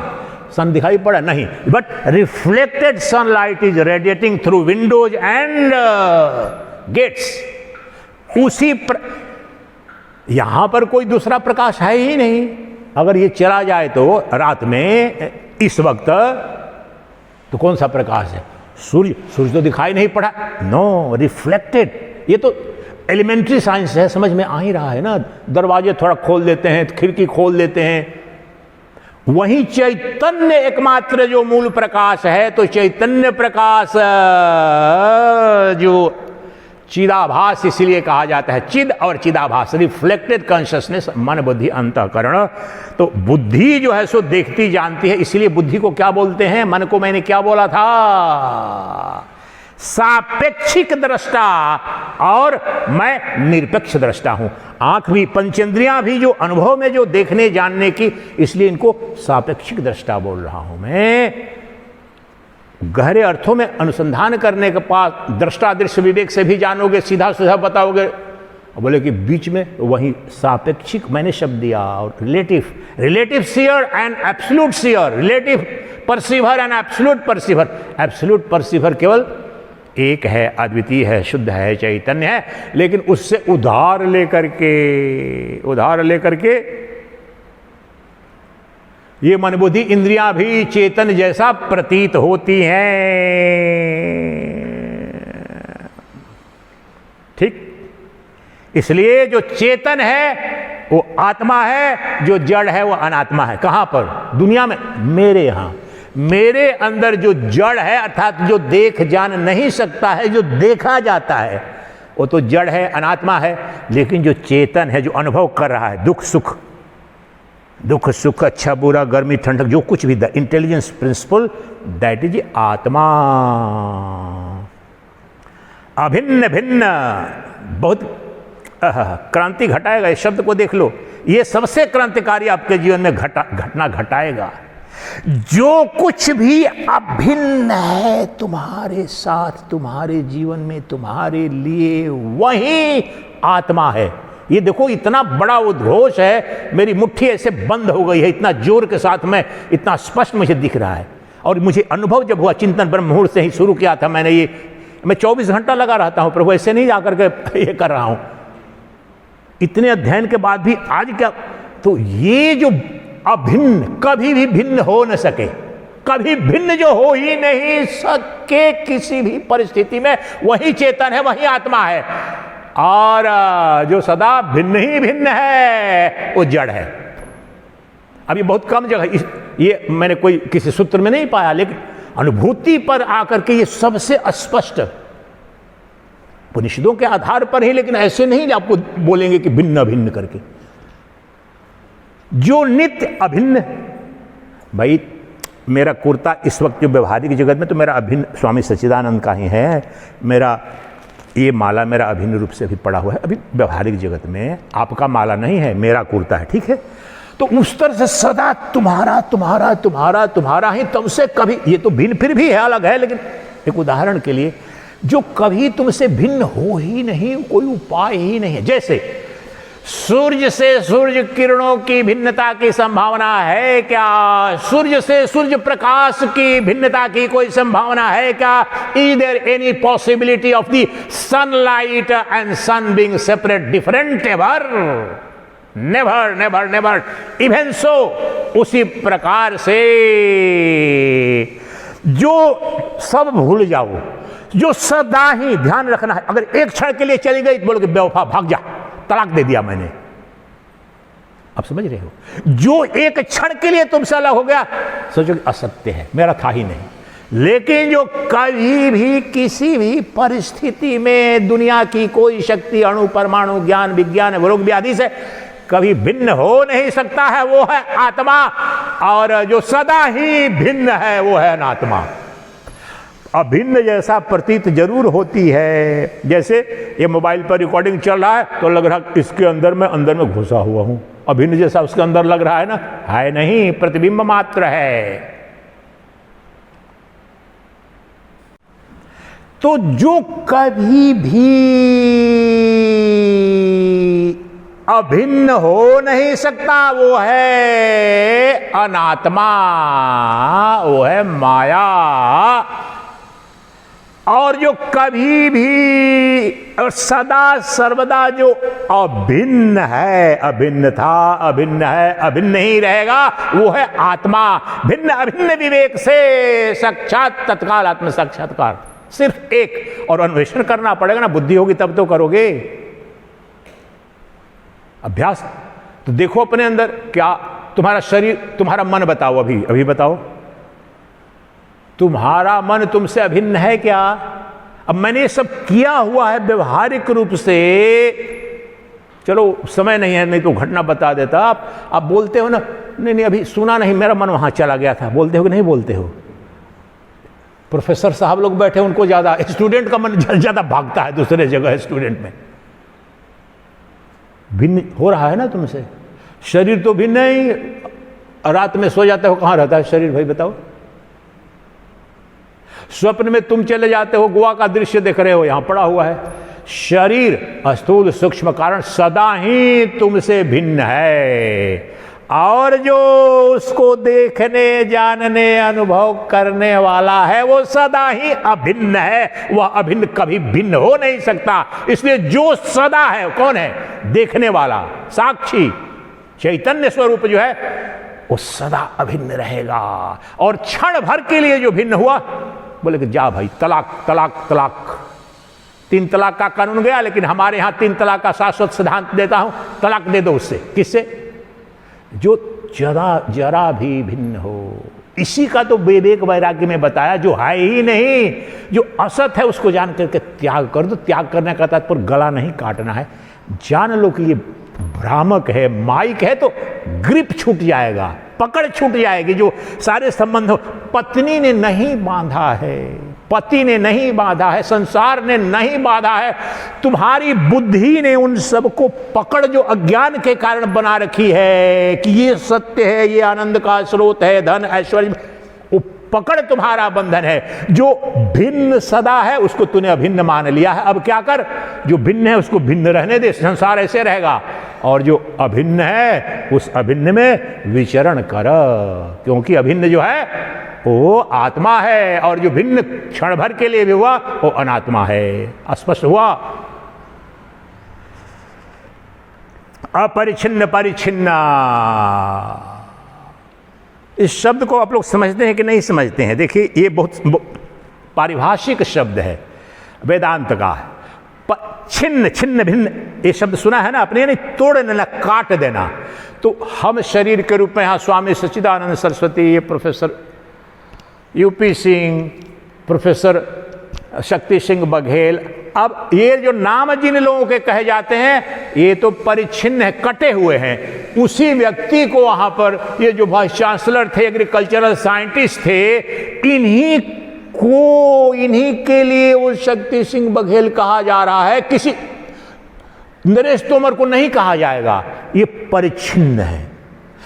उदय प्रताप सिंह जो head of the department BHU के एग्रीकल्चर इंस्टीट्यूट में थे, जेनेटिक इंजीनियरिंग के, तो ये जो शरीर तक सीमित सत्ता है उसी के संदर्भ में ये नाम उदय प्रताप सिंह, ये इंजीनियरिंग, ये सब लागू हो रहा है। ये शरीर है तो ये परिच्छिन्न सत्ता है, लेकिन इन दोनों में भी और सब में भी जो देखने जानने वाला जो आत्म तत्व है, जो जिसको बताया अभिन्न, जिसको बताया दृष्टा, जिसको बताया चेतन, जिसको बताया नित्य, वो अपरिच्छिन्न है। आत्मा शरीर परिच्छिन्न है। किस तरह से? काल से कट जाता है, देश से कट जाता है, वस्तु से कट जाता है। समझो दोनों, ये इस वस्तु, ये जो 60-70 किलो की जो वस्तु है, इसी को यूपी सिंह कहते हैं। वहां पर 70-75 किलो की जो वस्तु है, उसी को प्रोफेसर बघेल कहते हैं, उतने तक को। लेकिन उसमें जो आत्मा और इस, देखो ये कुछ दशक पहले पैदा हुई है वस्तु, वस्तु के रूप में लो ये शरीर। कुछ दशक तक के पहले सत्ता नहीं थी, 100 वर्ष पहले ये थे क्या? वो थे क्या? नहीं थे। कुछ दशक बाद रहेंगे क्या? नहीं रहे। तो काल ने काट दिया, देश ने काट दिया। कैसे? यहीं तक, ये जो यहां पर है, इस वक्त ये बनारस में नहीं है, तो स्थान विशेष में है, काल विशेष में है, और वस्तु विशेष, यानी इन्हीं को, इसी वस्तु को, ये हाड़ मान लो थोड़ा जो है, इसी को यूपी सिंह कहा जा रहा है जीव, उसी जीव को कहा जा रहा है प्रोफेसर बघेल। तो ये तीनों कट गए। ये काल में भी, काल ने सीमित काट के इतना कर दिया, देश ने भी सीमित कर दिया, और इसी वस्तु के रूप में तो ये शरीर पर, जड़ पर, असत्य पर, माया पर लागू होते हैं। अब चेतन की दृष्टि से देखो, आत्मा की दृष्टि से देखो, साक्षी की दृष्टि से देखो, कब उत्पन्न हुआ, कब मरेगा, कहां से वो शुरू हुआ है, कहां उसका खत्म हो रहा है, और किस वस्तु को आप बोलोगे आत्मा, और किस? मेरी चेतना में सूर्य है, चंद्र है, अनंत लोक है, द्वापर है, त्रेता है, सतयुग है, अनंत काल है मेरी चेतना में, शरीर में नहीं, मन में नहीं। ध्यान रखो, मेरी चेतना, तुम्हारी चेतना में सूर्य है। अब चेतना की परिभाषा भी न जानो तो क्या कहेंगे हम? Tell me, where is sun? Is sun outside your consciousness? Can sun and moon and stars exist for a second outside your existence? चिंतन करो 2 मिनट में। सबसे बड़ी क्रांति, तुमने जड़ भाव में शरीर को सत्य मान रहे हो तो इसलिए बोलते हो, अरे महाराज बोल रहे हो कि चंद्रमा मेरे अंदर, सूर्य मेरे अंदर। रामतीर्थ जब बोलते थे, अमेरिका में भी बोला, और यहाँ अमेरिका वालों को तो समझ में भी आया। यहाँ तो मूढ़ों की बड़ी सभा। ओहो, मेरे को यहाँ भी एक सज्जन बोले, बड़े वो सबसे यहाँ के विद्वान आदमी थे, नाम नहीं लूंगा, प्रोफेसर रहते, बोले वो रामतीर्थ तो बोलते थे ना, I am the north pole, I am the south pole. तो मुझे अंदर में लगता है, देखो इन लोगों की बड़ी चौंकाने वाली, कुछ समझ में इन लोगों को नहीं आ रहा है कि है क्या। He was professor of mathematics eight Allahabad university, बाद में बड़े ऑफिसर बने, जज साहब थे, जज यहाँ कहे जाते थे, बहुत अच्छे आदमी थे सज्जन। उनकी कह क्या रहा हूँ, तो वो जब कह रहा कि north pole, south pole, sun moon within me, अब मैं पूछ रहा हूं, आप बताओ, तुम शरीर जब कहा जाए तो तुम सोचो कि अच्छा, शरीर के अंदर इतने बेवकूफ नहीं है उपनिषद के ऋषि और इतने बड़े विद्वान, तो शरीर के अंदर नहीं कह रहा है, लेकिन यू नो जो वेस्टर्न डेफिनेशन है, कॉन्शियसनेस को जानो, कॉन्शियसनेस को जानो। अच्छा, कॉन्शियसनेस को भूल भी जाओ तो मन में बैठ के कल्पना सूर्य की हो सकती है कि नहीं हो सकती है? स्वप्न में तुम्हें सूर्य दिखता है कि नहीं दिखता है? दिखता है ना। स्वप्न में देखो, कहां रात में तुम बैठे हो, दिन के उजाले में भाग रहे हो, लड़ रहे हो, सूर्य दिखता है, चंद्र, कुछ भी दिख जाएगा। कहां से आ गया? तो चेतना तो उसका भी अधिष्ठान है। ब्रह्मांड की कोई भी वस्तु भूत की, भविष्य की, वर्तमान की मेरी चेतना से बाहर नहीं है। The mind is limited, the body is limited, but pure consciousness is ever unlimited. That is discovery of the modern quantum physics. The father of modern quantum physics, Max Planck, got Nobel Prize in Physics for this discovery in 1918. David Boehm को Nobel पुरस्कार मिला 1973, इसी के लिए consciousness is indivisible. Schrödinger says consciousness is a unity, there is no division in that. Consciousness में चेतना दो है ही नहीं, वो अनंत है। इसलिए उपनिषद कहते हैं अणोरणीयान महतो महियान, the smaller than the smallest and vaster than the vastest. वो चेतना का स्वरूप है। तुम अपने जड़ के स्वरूप को चेतना पर लादने की कोशिश करते हो, इसलिए फंस गए हो तुम। चेतना का अन्वेषण तो करो, चैतन्य, और यहीं पर चेतना जो मेरी साक्षी चेतना है, साक्षी चेता ही केवलो। साक्षी चैतन्य, दैट इज नोइंग प्रिंसिपल। तो मेरे चेतना से बाहर सूर्य है कि मेरी चेतना के अंदर है, ये बताओ, देखो, अपने देखो, सोच चिंतन करो। सूर्य, चंद्र, द्वापर, त्रेता, दधीची, हरिश्चंद्र, राम, कृष्ण, ये सब युग मेरी चेतना से बाहर कोई नहीं। वह चेतना ही ब्रह्म है, वही सच्चिदानंद घन है, वही एकमात्र सद्वस्तु है, वही सनातन तत्व है, वही वेदों में वर्णित परमेश्वर है, परमात्मा है, भगवत्ता है, और वह सत्ता तुम्हें नित्य उपलब्ध है अपनी आत्मा के रूप में। वह है अपरिछिन्न। ये व्याख्या कर रहा था, परिछिन्न अपरिछिन्न। तो शरीर तुम्हारा परिछिन्न, मन बुद्धि परिछिन्न, लेकिन आत्मा अपरिछिन्न है। तो तुम्हारे अंदर कुछ अपरिछिन्न, कुछ परिछिन्न। जो परिछिन्न है वो माया है, वो शरीर है, और मैं परिछिन्न नहीं हूं। जिसको परिछिन्न दिख जाए तिरस्कार कर दो, और अपरिछिन्न मेरा साक्षी चैतन्य की सीमा दिखाओ। न काल में सीमित है, न देश में सीमित है, न कोई वस्तु के रूप में सीमित है। सब वस्तुएं उसमें कल्पित है, सब देश उसमें कल्पित, सब काल उसमें कल्पित है। इसलिए एक अद्वितीय सर्वाधिष्ठान है। इसलिए अपरिछिन्न विवेक से, जो अपरिछिन्न है वह आत्मा है, जो परिछिन्न है वह अनात्मा है। शासक शासित, इसको अनुभव करो अभी। रूलर एंड रूल्ड, ये इसमें श्लोक है। इन सबको सरल करके लाया हूं, उसमें पढ़ जाऊंगा, उत्तर पढ़ जाऊंगा, कुछ समझ में नहीं आएगा। नियम्य कहा, अन्याम कहा, वहां पर श्लोक है, इसकी व्याख्या कर रहा हूं।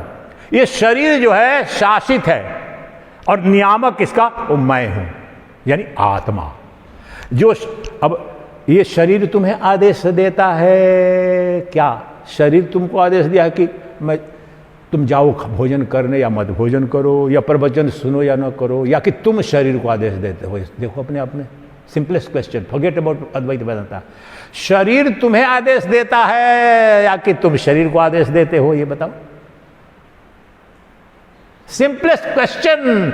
Who is ruling and who is ruled, who is governing and who is being governed? किसका शासन चला है, तुम्हारा या तुम्हारे देह का शासन चल रहा है? तो जो शासक है वह आत्मा है, जो शासित है वह अनात्मा है। दैट इज निष्पत्ति। तुम शासक हो। शासक किसका? सबका। पुलिस वाले नहीं हो तुम छोटे। ये शरीर पुलिस वाला है। शरीर वाला वो वाइस चांसलर था, शरीर वाला ये साइंटिस्ट था, और शरीर वाला बेरोजगार होगा। लेकिन सबको भूल जाओ, शरीरी जो बैठा है वो ब्रह्मांड का शासक है, सबका शासक है।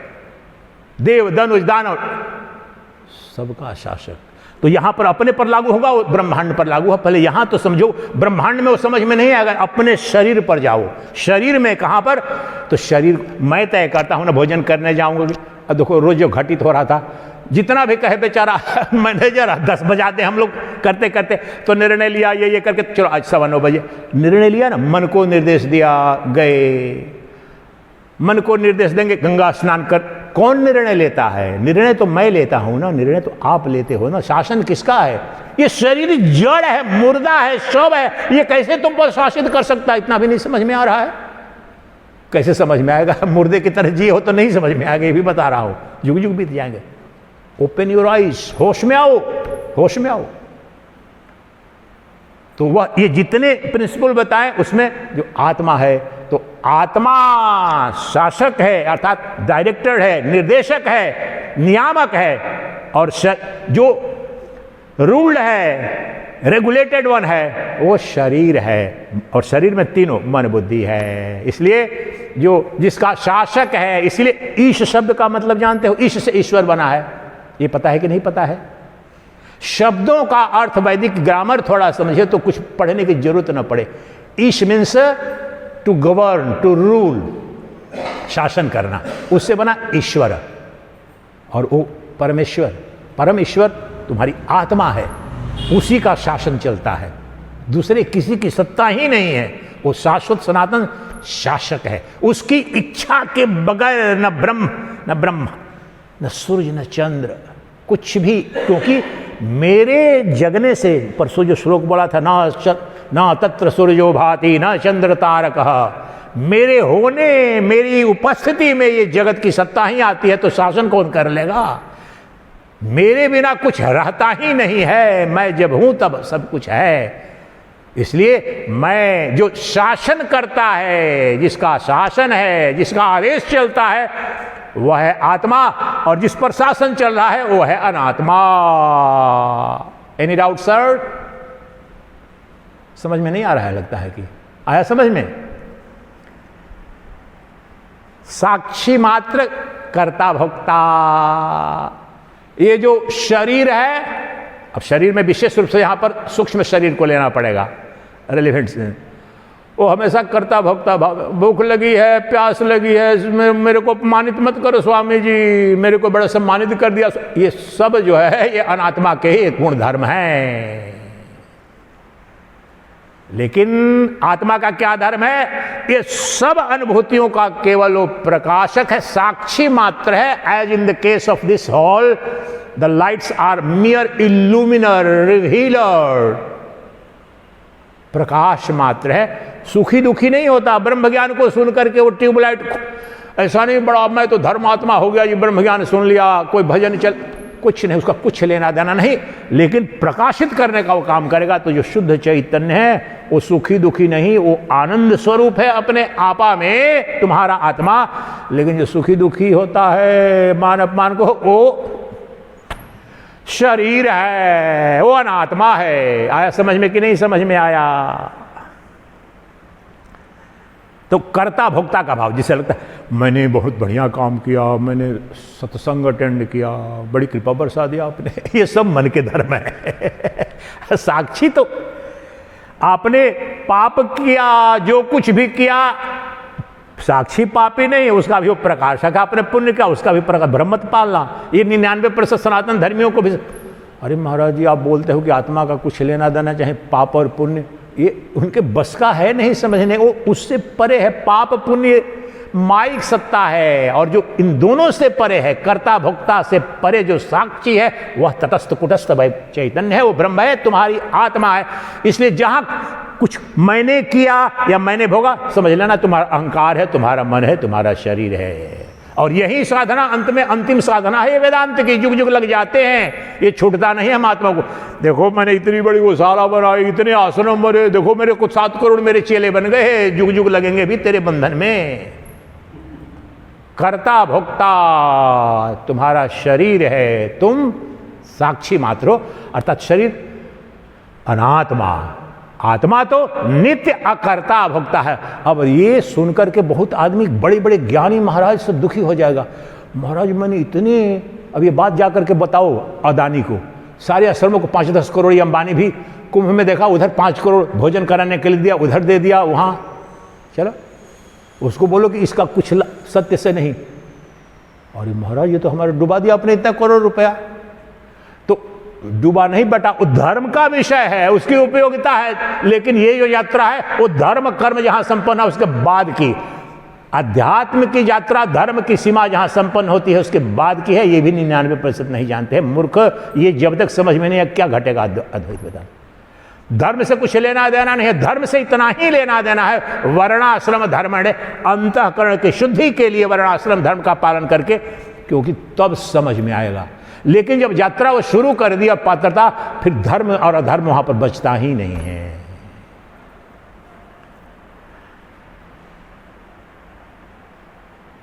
ये श्लोकों की व्याख्या कर रहा हूं, आपको बता रहा हूं। श्लोक को पढ़ोगे तो दिमाग आपका दूसरी जगह चला जाएगा। इसलिए से ये आत्मा जो है एक है, अद्वितीय है, और अनात्मा अनेक है। उस श्लोक को तो लूंगा अभी। अब ये शरीर आपका, शरीर और शरीर के अंदर में शरीर का ये अंग, शरीर का वो अंग, और शरीर में भी सूक्ष्म कारण कितने हो गए, लेकिन उस सबको देखने वाला कितना है? एक ही है, वो अद्वितीय है, और सबके अंदर वही देखने वाला अपने शरीर में भी। अभी तो चलो उसको कुटस्थ चैतन्य कह रहे हैं, महावाक्यों से पता चलता है, लेकिन देखने वाला सभी के अंदर जो है वो एक ही है। तो वो सीधे नहीं पता चलता है। अपने पर पहले देखो कि तुम्हारे अंदर एक कौन है, तो तुम्हारे अंदर पता चलता है कि मेरा मन एक नहीं है, मेरी बुद्धि एक नहीं है, मेरा शरीर एक नहीं है, लेकिन उसको देखने वाला मेरा तो साक्षी फिर उसके बाद के महावाक्य से बताते हैं कि वही साक्षी ही परमात्मा है, और अनुभव भी हो जाएगा फिर उसके बाद से। स्वतंत्र परतंत्र, शासक शासित तो बता दिया। जो शरीर है वो परतंत्र है कि नहीं? गर्मी लग रही है, मेरा तो 1 घंटे से वहां गया हुआ था। परतंत्र हो तभी तो। दुख हो रहा है, भोजन नहीं मिलेगा, पानी नहीं मिलेगा, रो रहा है ना, परतंत्र है। लेकिन आत्मा स्वतंत्र है, निरपेक्ष है, परम स्वच्छंद है। जो उस दिन घटना बता रहा था कि स्कूल में उसी समय 10वीं क्लास में मैंने बोला स्वतंत्रता संग्राम के, कि परबस जीव स्वबस भगवंता, जीव अनेक एक श्रीकंता। जीव अनेक एक श्रीकंता। अब वहां पर भी देखो, ये गोस्वामी तुलसीदास कह रहे हैं, लेकिन श्रीकंता वो शासक एक है, अद्वितीय है, लेकिन जीव अनेक है, वो परतंत्र है। वो परतंत्र वास्तव में अद्वैत में वो शरीर, सूक्ष्म स्थूल कारण शरीर, ये सदा ही परतंत्र है। भूख लगी है मम्मी, प्यास लगी है मम्मी, रो रहा है, सब रो रहा है। मम्मी कहने का तात्पर्य मुझे बीमारी हो गई है, इंजेक्शन दो, हमेशा ही परतंत्र है, ये दो नहीं तो वो नहीं। मन मुझे रील देखने हैं। सबसे न्यूट्रिशियस डाइट आजकल जो बना हुआ है दुनिया भर में, वो रील। मोबाइल भगवान की कृपा बरस रही है। और मैंने एक जोक में बोला था, लेकिन वो बड़ा मैं अभी भी बोल रहा हूं, मैं 99% डिस्काउंट देकर के उद्घोष करता हूं कि बोला गया है साधन चतुष्टय की जरूरत है, समदम, ये सब की। मैंने बोला है कि भैया ये कलयुग में मैं आप सबको ये डिस्काउंट देता हूं, कुछ भी इसमें से नहीं रहो, आ जाओ, मैं तुमको ब्रह्म ज्ञान करा दूंगा, लेकिन सिर्फ एक बात मान के आना, वो मोबाइल को छोड़ दो जिंदगी में, मैं करा दूंगा तेरे को। और सब ने बोला कि नहीं छूटेगा महाराज। बोले कि मैं जान रहा हूं, इसलिए तो बोल रहा हूं, मुझे पता है कि वो छूटेगा नहीं तुमसे। उसी में लगे हुए। खुद मैंने अपने पर देखा हूं ना, जाता हूं मैं वेदर देखने के लिए, तब तक उसी में पॉपअप कुछ कर गया, लगता है बड़ा इंटरेस्टिंग है। 10 मिनट बाद रियलाइज होता है, अरे गधा तुम तो आया था, उधर एडिट करना था, काम पड़ना था, ये तो 15 मिनट हो गया, तब दौड़ के आता हूं, फिर पता चला। ऐसे ही पॉपअप होता है। तो ये जो माया है ना, बिना पता चले ही आपको अपनी आगोश में लेकर के पकड़ में, तो आप परतंत्र, ये शरीर परतंत्र है, आत्मा स्वतंत्र है। कुछ श्लोक यहां से लेकर भी आपको पता चलेगा, अपनी मनमानी कुछ नहीं है, बाकी तो विस्तृत रूप से।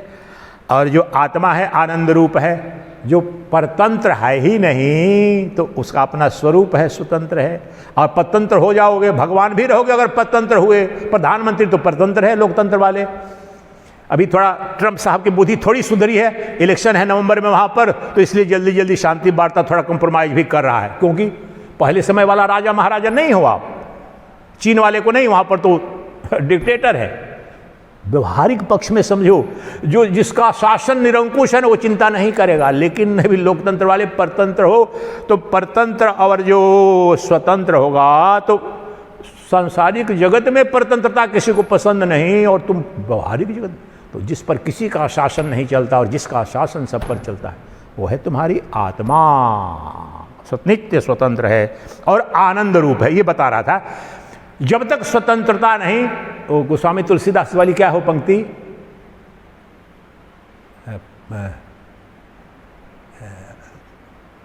कि दूसरे के अधीन में कभी भी सुख नहीं, पराधीन सपने हो सुख नाही। गहरा है और इस सब पर लागू हो जाएगा। तुम्हारा जो अनात्मा है दूसरे पर निर्भर है, इसलिए भिखारी है, दरिद्र है, रोगग्रस्त है, सारे ये धर्म लागू हो जाएंगे। परम स्वतंत्र कौन है? वह तुम्हारा आत्मा। पराधीन सपने हो सुख नाही, तो पराधीनता को अस्वीकार कर दो। इसीलिए इसी को तो मुक्ति कहते हैं, मोक्ष कहते हैं पारमार्थिक अर्थ में। तो आनंद की प्राप्ति, अखंड आनंद की प्राप्ति केवल और केवल आत्मज्ञान से। क्यों? क्योंकि अविच्छिन्न है, अपरिच्छिन्न है, किसी द्वारा, it is not condition bye anyone anything ever. इसलिए वो स्वतंत्र है, आनंदमय है। बाकी ये शरीर है, सुखी दुखी होगा, मुझे तो भोजन नहीं ठीक मिला, मुझे तो एयर कंडीशन नहीं मिला, उसने मुझे गाली दे दी, उसने ये सब सुख दुख चलता रहेगा। मैं तो शंकराचार्य बन गया लेकिन कोई दान ही नहीं देता है, मैं तो शंकराचार्य बन गया, मेरे को तो राम मंदिर के उद्घाटन में ही नहीं बुलाया, दुखी पड़े हुए व्यवहारिक जगत में। महामंडलेश्वर तो बन गया हूं लेकिन देखो मेरे को भी आश्रम बनाने से दुखी ही रहोगे, जुग जुग तक दुखी रहोगे। लेकिन कौपी नमंतम खलु भाग्यवंतम, आत्म साक्षात्कार अगर हो गया, जान लिया। दंडायन की कथा जो अलेक्जेंडर के सामने हंसने लगा, बोला कि हत्या कर दूंगा, मार दूंगा, नहीं चलेगा। हंसला, तू मूर्ख, मारेगा मुझे, मारेगा मुर्दा, तू मुझे मारेगा। ये है उद्घोष ब्रह्म ज्ञान का। तो आनंद, उसके आनंद को बाधित नहीं कर सकते हो। और अंत में और सरल कंक्लूड करने के लिए, जो अनात्मा है ये सबसे सरल है, अंत में ये ला रहा हूं। जो अगर कुछ बचा भी होगा, मूर्खाधिराज भी अगर इसमें कोई होगा तो मूर्खाधिराज को भी इसमें आत्मा अनात्मा का अंतर पता चल जाएगा। सिर्फ इसी को याद रख लो, साकार निराकार विवेक से। जो भी साकार है वो अनात्मा है, असत्य है, और जो निराकार है वही आत्मा है। अब अपने शरीर पर लाकर कंक्लूड करो। मेरा आकारमान मतलब जो दृश्य के रूप में दिखेगा, सूक्ष्म भी दृश्य होता है, ठीक है ना। तो मेरा शरीर तो दिख रहा है महाराज, अंग प्रत्यंग दिख लिया जी, हाँ जी दिख गया है, तो ये तो सब साकार है, तो अनात्मा हो गए। अब मेरा मन अभी भी 90% बुद्धिमान नहीं होगा तो बोलेगा मन तो लेकिन नहीं दिखता है। अरे गधा, तुम्हें मन नहीं दिखता है? सुखी दुखी होता नानी बताती है कि तुम सुखी हो दुखी हो। चॉकलेट नहीं मिला तो बच्चा रोता है ना, बताना पड़ता है, खुद पता चल जाता है। नहीं मैं नहीं जाऊंगा, मैं चॉकलेट रखा है फ्रिज में, मेरे को दो। वो सारा का सारा मन को देख रहा है। तो मन की वृत्तियां जब दृश्य बन गई तो ये साकार का अर्थ है, समझो। तो मन भी और कारण शरीर, गहन निद्रा की अवस्था में मैंने कुछ नहीं देखा, उसको जिसने देखा वो निराकार है। उस समय जो कारण शरीर है, गहन निद्रा की अवस्था है, उसको भी देखा, किसने देखा? वो निराकार है। इसलिए सब जो दिख रहे हैं वो साकार है, देखने वाला निराकार है। इसलिए चाहे सूक्ष्म आकार, ध्यान रखना, दिस इज सटल पॉइंट, सब जगह नहीं मिलेगा। वेदर सटल फॉर्म और ग्रॉस फॉर्म, आकारवान जो भी है वो अनित्य है, असत्य है, अनात्मा है। और यही अपने शरीर के बारे में, दूसरे को छोड़ो, तुम्हारा सत्य ही ब्रह्मांड का सत्य होगा। यथा पिंडे तथा ब्रह्मांड का गहरा अर्थ ही अपने अंदर के सत्य असत्य को जान लो, यही तुम सर्वस्व का सत्य तुम जान ली, क्योंकि तुमसे परे कोई है ही नहीं।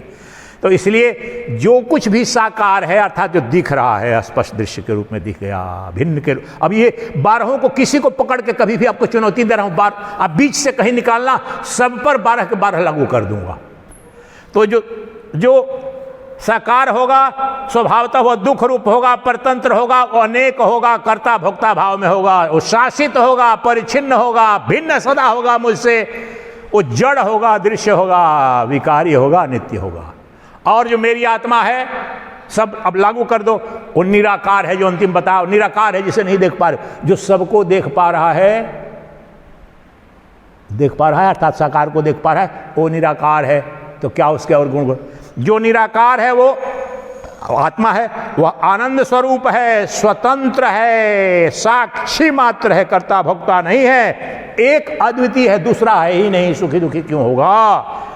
अपरिच्छिन्न है। इस परिच्छिन्न जगत में एक अपरिच्छिन्न सत्ता है, वह चेतन है। ये समस्त जगत जड़ है। ब्रह्म सत्यम जगन मिथ्या का ये तात्पर्य है कि दृश्यमान जो जगत है जड़वत है, मैं चेतन मात्र हूं, और समस्त चेतन जहां दूसरे जगत, वो मैं ही हूं। दृष्टा, साकार तो दृश्य बन जाता है, तो निराकार ही दृष्टा ही रहता है। दृष्टा कभी भी दृश्य नहीं बनता है, ये ध्यान रखना। मैं नित्य दृष्टा हूं, नित्य साक्षी हूं, जो आत्मा है यह भी यही मेरी अंदर ही, और एक रस, मुझ में कोई परिवर्तन नहीं, क्योंकि मैं कर्ता भोक्ता नहीं हूं, साक्षी मात्र हूं, कोई परिवर्तन नहीं। शरीर में परिवर्तन, कारण शरीर, स्थूल शरीर, सूक्ष्म शरीर में परिवर्तन, लेकिन जो शरीरी है, जो साक्षी है, जो देखने जानने वाला, उसमें कोई परिवर्तन नहीं है। इसलिए मैं एकमात्र, अब यहां से मैं रिवर्स करके लिया, फिर ऊपर ले गया, चारों को मैंने लपेट लिया, पूरे 360 डिग्री के सर्किल में टाइट कर दिया, बिल्डिंग जो बनती है। कि मेरा नित्यत्व सिद्ध हुआ कि नहीं हुआ, सिर्फ मैं, आगे तो वो भी बता दूंगा, मैं को ही ला करके गिरा देंगे कल। वो एकमात्र ये सारे लक्षण होंगे। तो यह जो आत्मा है वो ये सारे लक्षण किस पर लागू होते हैं? मेरे सिवाय। और ये श्लोक में वहीं बताएंगे, थोड़ी देर बताता हूं। टाइम क्या हो रहा है? 5 बज रहे हैं? 4:50 20-25 मिनट में। अच्छा, अभी तक जो बताया वो समझ में आया क्या? लाभकारी था क्या कि बकवास था? कमेंट नहीं, ऐसे पूछ रहा हूं ताकि आगे बढ़ूं 15-20 में। समझ में आया? जो नहीं समझ में आया उसको लिख करके रखेंगे, पूछेंगे आप, ठीक है? सब गुत्थी सुलझ जाएगी। अब देखो, आपको सोच रहा होगा कि कहीं नहीं, यहीं अब 10 श्लोक है ना, यहां से 17वें को लीजिए, श्लोक को निकालिए। आत्मा अनात्मा विवेक, उसको पढ़ते जाऊंगा, आपको खुद पता चलेगा। कहीं कुछ जरूरत पड़ेगी तो मैं बोल दूंगा। जो सरल, जो वास्तव में मैं इन किसी भी हिंदी की पुस्तक से कुछ नहीं पढ़, ये भी बता रहा हूँ, ला नहीं रहा हूँ। ये सब मैं अंग्रेजी की पुस्तकों से, अद्वैत आश्रम की, ये तो ऐसे रखा, आप लोगों को बता दिया। अखंडानंद वाली भी है, लेकिन वो पढ़ लिया। अभी जब भी प्रवचन करने के पहले मैं बिल्कुल अद्वैत आश्रम की सारी, किसी भी प्रवचन में मेरा वो लेके जाता, यहां पर नहीं ले आता हूं पुस्तकें। तो सरलता के लिए जो भी है, तो लेकिन बात वहां से मैं लेके आता हूं या अपने चिंतन से। अब देखो इसको क्या बोलते हैं, आत्मनात्म विवेक में कैसे कराते हैं। आत्मा विनिष्कलो एको देहो बहुभिरावृतः तयोरैक्यम प्रपश्यन्ते किमज्ञानतः परम। आत्मा कलाहीन और एक है तथा देह अनेक तत्वों से गठित है। इन दोनों की जो एकता देखते हैं, इससे बढ़कर और क्या अज्ञान है और क्या मूर्खता है। आत्मा अनात्मा का भेद क्या किया? हिंदी तो आती है ना प्रभु, कि हिंदी भी नहीं आती है, हैं? जिसको पुस्तक नहीं है मैं पढ़ के फिर सुना देता हूं। कह रहे हैं कि आत्मा कलाहीन और एक है तथा देह, आत्मा और देह में अथवा आत्मा अनात्मा में भेद कर रहे हैं। तो बता रहे हैं आत्मा कलाहीन और एक है तथा देह अनेक तत्वों से गठित है। इन दोनों को जो एक देखता है, इससे बढ़कर और क्या ज्ञान है और क्या मूर्खता है। और हम तो देखते हैं ना, यही तो देख रहे हैं। मैं बीमार हूं, मैं भूखा हूं, शरीर भूखा है, मैं भूखा हूं, दोनों में। अब एक यहां पर एक शब्द बड़ा मजेदार शब्द है, पहले इसकी व्याख्या क्या कुछ बोलूं उस पर बताऊं। इसमें एक शब्द है कलाहीन और संस्कृत में है निष्कलो। अब आप सबसे प्रश्न पूछूंगा, इंक्लूडिंग काशी प्रवासी सन्यासी, इनकी विद्वता से, ये कलाहीन का मतलब क्या है? यहां पर अंग्रेजी में जो, हिंदी में, संस्कृत में निष्कल जो लिखा हुआ है, तो हिंदी में कलाहीन जो किया हुआ है उसका अर्थ क्या है? हिंदी में, पारसी में, इंग्लिश में, किसी में समझाओ, देशी में समझाओ, भोजपुरी में समझाओ, जिसमें मुझे समझाओ इसका अर्थ। मेरा ट्रांसलेशन नहीं है, और उपनिषदों में भी, उपनिषदों का ट्रांसलेशन भी अधिकांश बहुत अखंडा।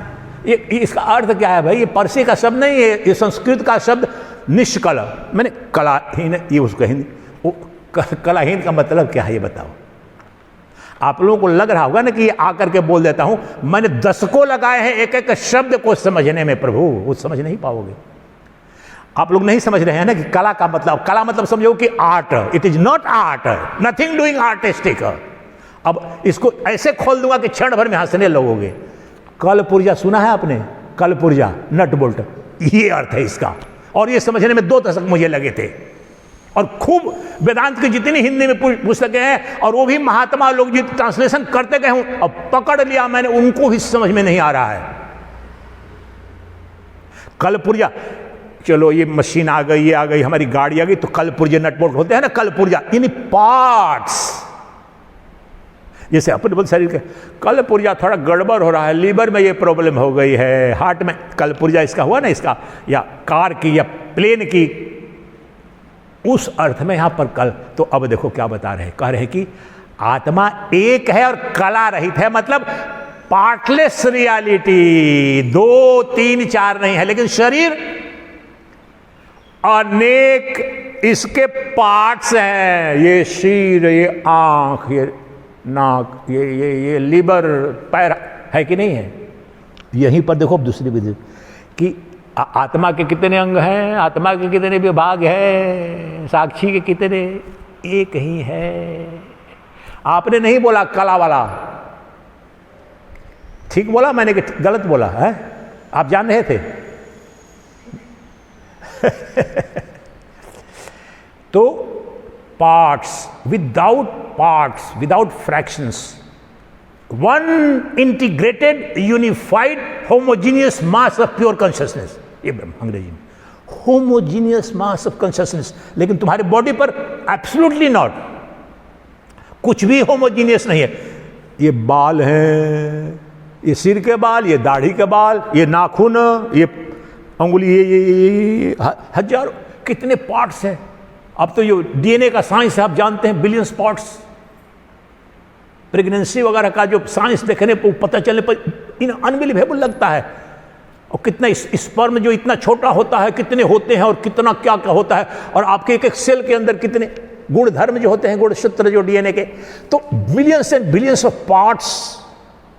कला या कल पुर्जा जो कह रहा हूं वो है शरीर में, और शरीर स्थूल में ही नहीं, तुम्हारे मन में भी। अब मैं खाऊंगा रसगुल्ला, नहीं मैं रसगुल्ला नहीं खाऊंगा, पकौड़े खाऊंगा, बड़ा रसगुल्ला खा लिया, बदलेगा क्षण क्षण में। मन की भी कामना, इच्छा, सुखी दुखी सब बदलेगा।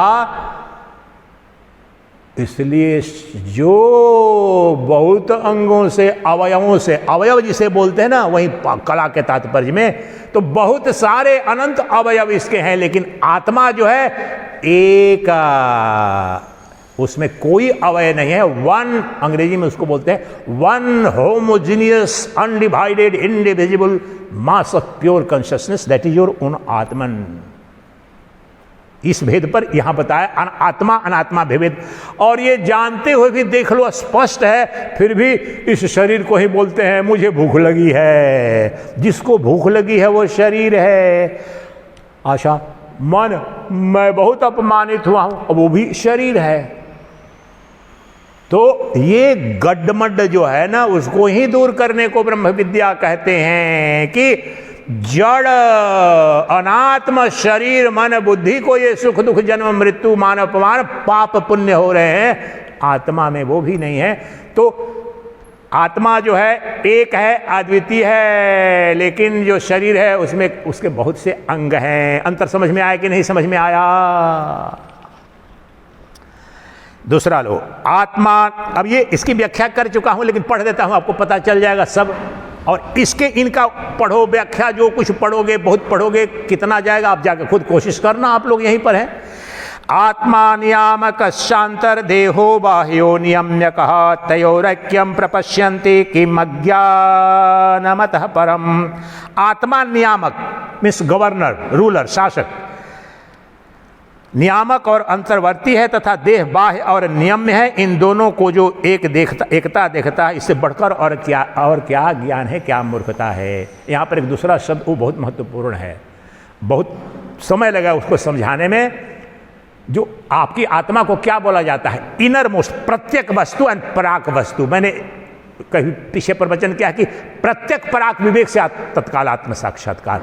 तो जो बिल्कुल अंतरतम है वो है आत्मा, और जो बाह्य है वो तो जगत है, संसार है। अब देखिए साइंटिस्ट लोग, please come in attention, there is a circle, come in geometry. तो बोलते हैं ना, there is centre and there is circumference. Does circumference control the centre, और centre controls and governs and rules the circumference. Spirituality में भी, but control the centre, thereby the circumference gets controlled. What is the centre here? Your Atman. Ramtirtha ने America में बोला, oh poor Archimedes, this fellow was looking for the central point of the universe, he didn't find. Archimedes ने, जो आप जानते हैं ना, यूरोका वाला, तो ये हम भी बेसिक साइंस तो जानते थे, पढ़ते थे स्टूडेंट।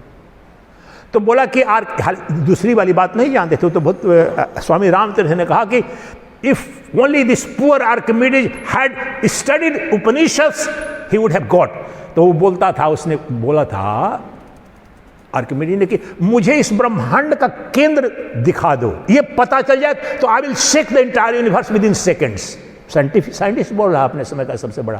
तो रामतीर्थ ने यही कहा, इसकी व्याख्या कर रहा हूं, समझो। यहां पर शब्द पढ़ पढ़ के कुछ नहीं समझ में आएगा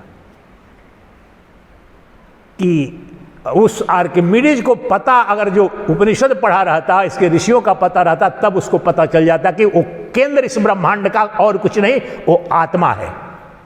और उस आत्मा को जान लो, then you can be, that is shaking. जो ब्रह्म हो गए तुम, आत्मज्ञानी हो गए तो ब्रह्मज्ञानी, तो ब्रह्म सत्ता को बोलते हैं। उसकी इच्छा मात्र से अनंत ब्रह्मांड वो तो वर्णित है उसमें पहले ही से, और अनुभव भी करोगे, मैं भी अनुभव करता हूं। इसलिए तो the innermost alone could be the ruler, the outermost can't, the centre alone rules the periphery, the central government can direct the state governments, not vice versa, the state governments can't.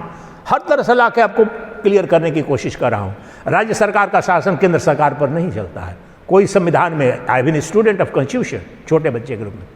उसी तरह से science में भी, और यहां अध्यात्म में आ जाओ तो जो मेरी आत्मा है, सबकी आत्मा है, तो यहां पर जो बताया इन्होंने कि जो सबका शासक कौन होगा, जो केंद्र में होगा, जो अंतरतम होगा। ये तीन बात बता रहे हैं दोनों चीज।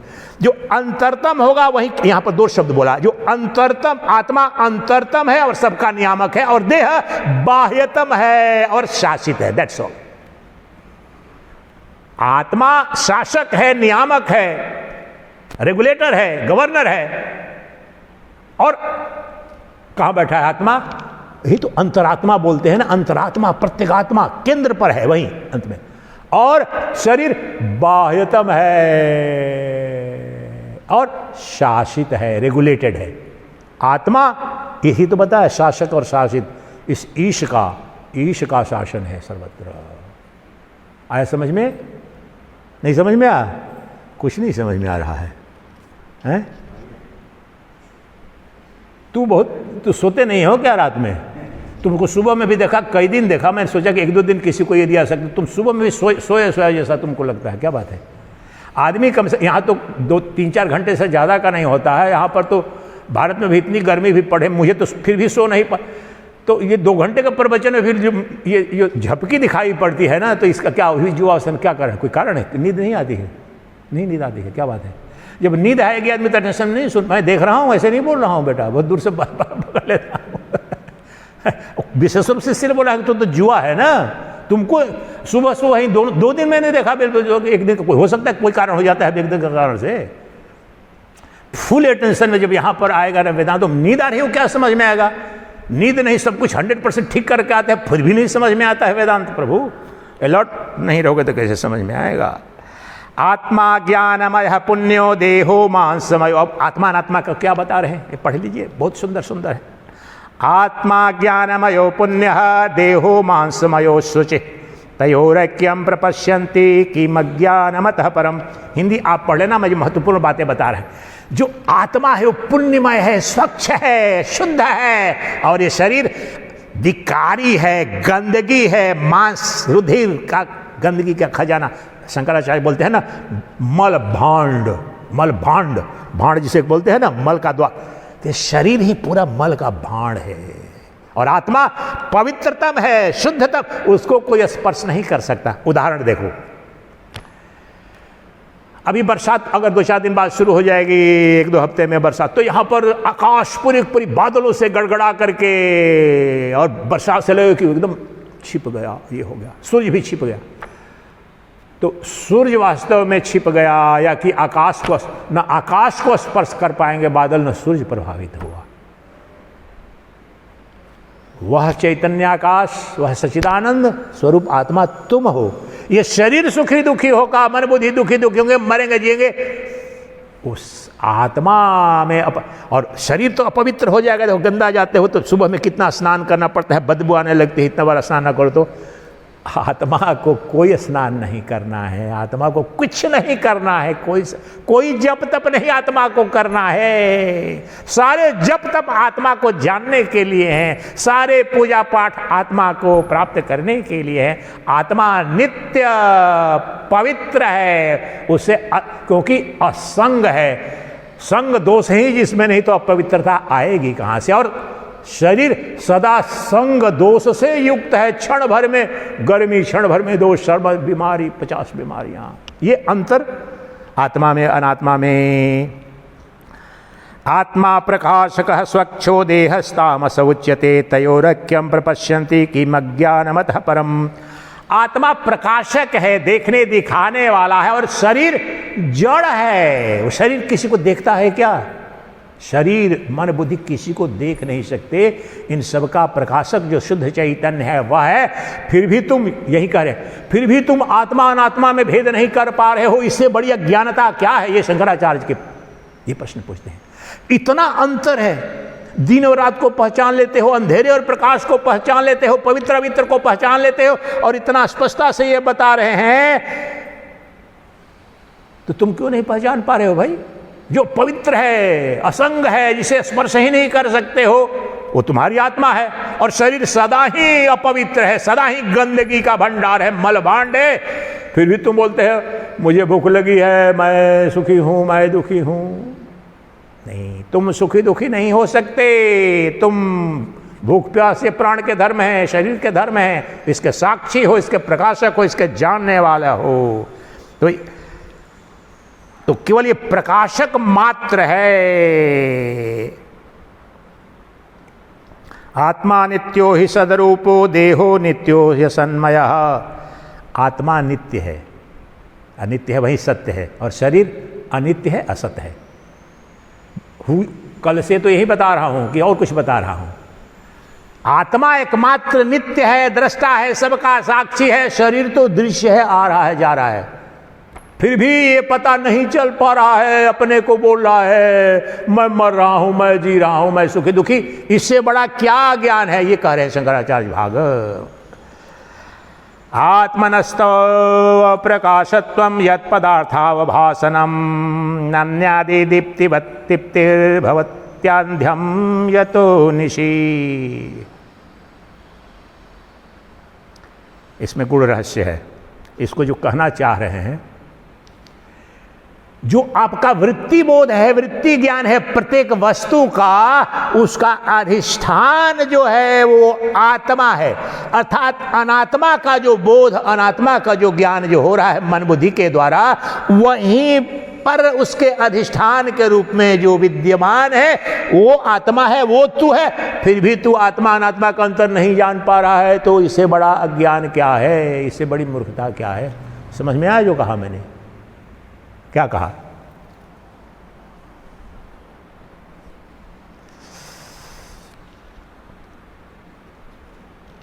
प्रत्येक क्षण, प्रत्येक वृत्ति, प्रत्येक क्रिया में जो अधिष्ठान रूप से हो परम पवित्र है, वो आत्मा है, अविकारी है, निष्कल है।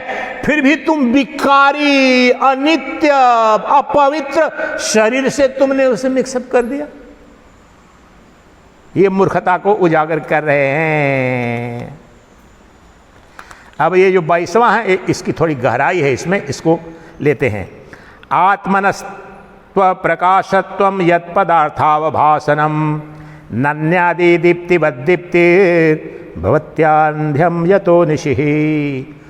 अब पढ़ने की जरूरत नहीं, इसमें तत्व असली जो बता रहे हो, क्या बता रहा हूं ये करके।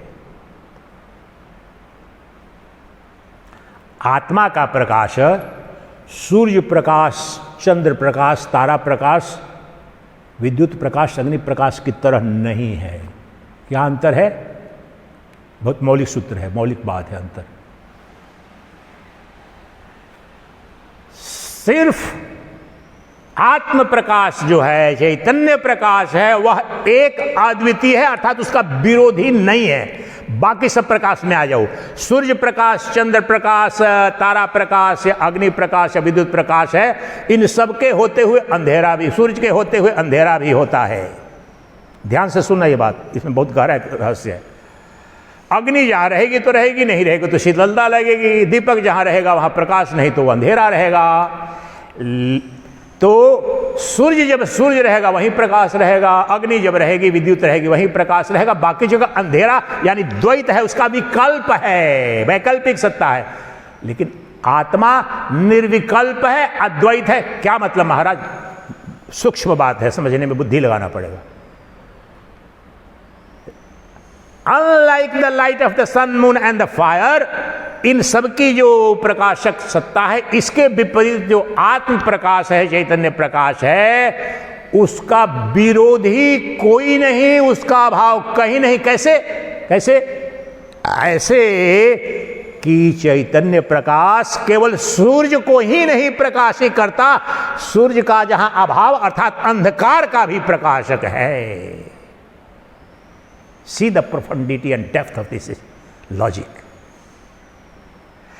ये सभी प्रकाश जो भौतिक प्रकाश हैं, जड़ प्रकाश है, इनकी सीमा है, इनका विपरीत भी वहां पर अस्तित्व में है, लेकिन जो आत्म प्रकाश है, चैतन्य प्रकाश है, उसका कहीं भी कभी भी अभाव नहीं, उसके विपरीत कोई सत्ता नहीं।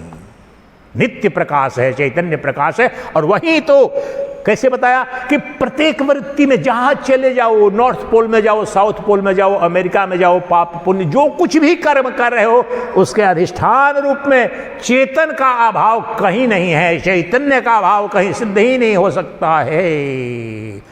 सूर्य का अभाव, अग्नि का अभाव, विद्युत, इन सब का भाव अभाव दोनों है, लेकिन वो निर्विकल्प सत्ता है, अद्वितीय सत्ता है, उसका अभाव नहीं।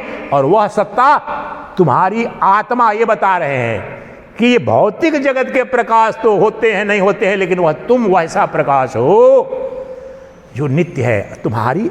अब फिर भी बोलते हैं नहीं, नित्य प्रकाश तुम हो, तुम में कभी अंधेरा हो नहीं सकता।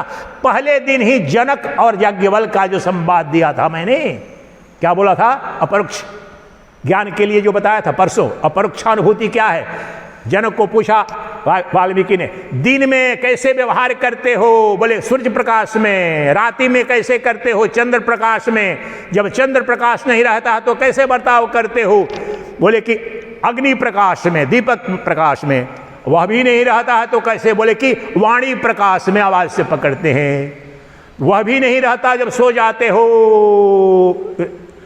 वह नहीं रहता तब तो बोले मनोप्रकाश में करते हैं, देखते हैं पड़े पड़े। बोले मनोप्रकाश भी नहीं रहता जब, तो बोले कि वह जो प्रकाश है वही नित्य प्रकाश है, वही शाश्वत प्रकाश है। तत्वमसि तुम ही हो, वही हो तुम, जो उस गहन निद्रा की अवस्था में सब दृश्यमान जगत का अभाव का साक्षी है। मैं कुछ नहीं देख रहा हूं, यह जो देखता है उस समय वही नित्य वस्तु है, वही ब्रह्म है, वही साक्षात अपरोक्ष ब्रह्म है। वही यहां पर भी सिद्ध करना चाह रहे हैं। ये परसों के प्रवचन को देखो, वहां जो बताया।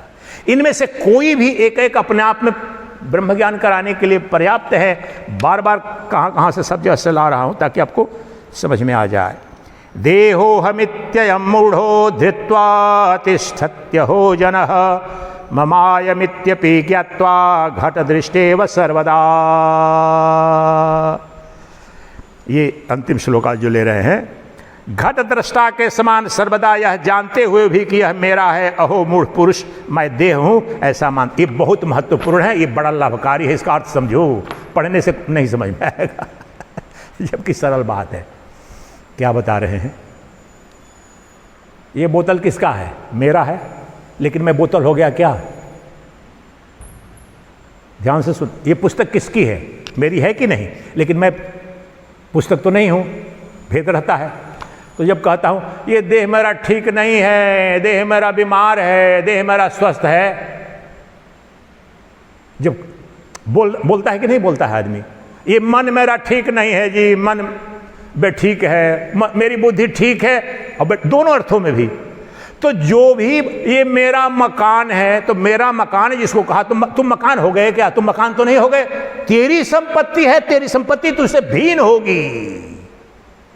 होगी, लेकिन तेरी अज्ञानता, तेरी मूढ़ता तो देख।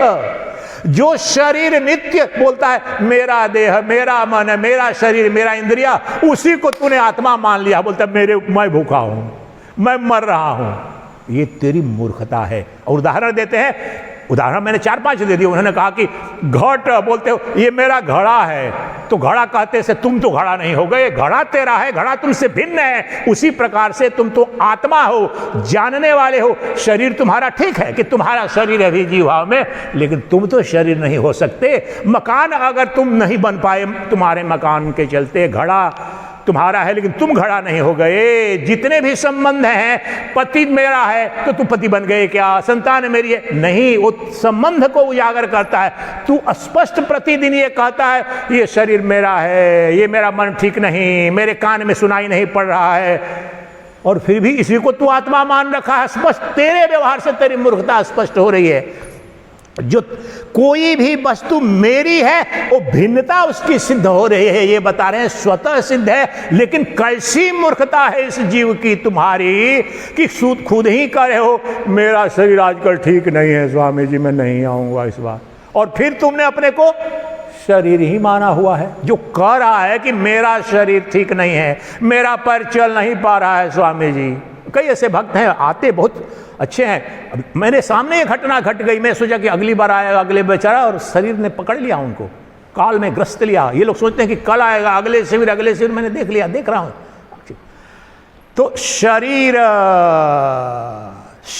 तुम खुद बोल रहे हो कि मेरा शरीर रहेगा नहीं रहेगा, भूखा है प्यासा है। और कैसा आश्चर्य है कि दूसरे जितने तुम्हारी वस्तुएं हैं, संबंध हैं, उपकरण हैं, उनको तो अपने से अलग मानते हो, लेकिन शरीर को मैं शरीर हूं ऐसा मान करके तुम जी रहे हो। अपनी मूर्खता को तो देखो। जो कह रहा है कि ये शरीर मेरा है, ये मन मेरा है, वो अलग हुआ कि नहीं हुआ? वह चेतन है, उस चेतन का तादात्म्य करो, वह नित्य मुक्त आत्मा है। यह हुआ आत्मा अनात्मा विवेक। आत्मा से तादात्म्य करो, इसमें जो आत्मा है तुम्हारी उससे तादात्म्य करो, अर्थात अपने आप को आत्मा जानो, और जो भी अनात्मा के जहां लक्षण है, गुण धर्म है, यहीं अपने शरीर में उसे संबंध विच्छेद करके अपने को ज्ञान स्वरूप घोषित कर दो। ये अगले सूत्र से अगले चलेगा, अपने को ब्रह्मैवाहमस्मि, मैं ब्रह्म हूं। वहां निधिध्यासन के लिए मंत्र फिर बताएंगे। निधिध्यासन नॉट टेक्निकल टर्म में, लेकिन उसी तरह से आप विचार ही तो चल रहा है ना, विचार में सब कुछ आ जाएगा। श्रवण मनन निधिध्यासन जैसे है ना, ब्रह्मैवाहम समः शांतः सच्चिदानंद लक्षणः नाहम देहो ये सदरूपो ज्ञानमित्। मैं सच्चिदानंद स्वरूप नित्य शांत समत्व रूप ब्रह्म ही हूं, मैं देह नहीं हूं, मैं देह। इस अज्ञान, इस निधि ध्यान, ये जो अष्टावक्र ने कहा जुग जुग से तुमने अपने, तो उसको तोड़ने के लिए विपरीत बोध करा रहे हैं। इसके लिए जो मंत्र हैं उन पर कल से चिंतन करेंगे, विचार करेंगे।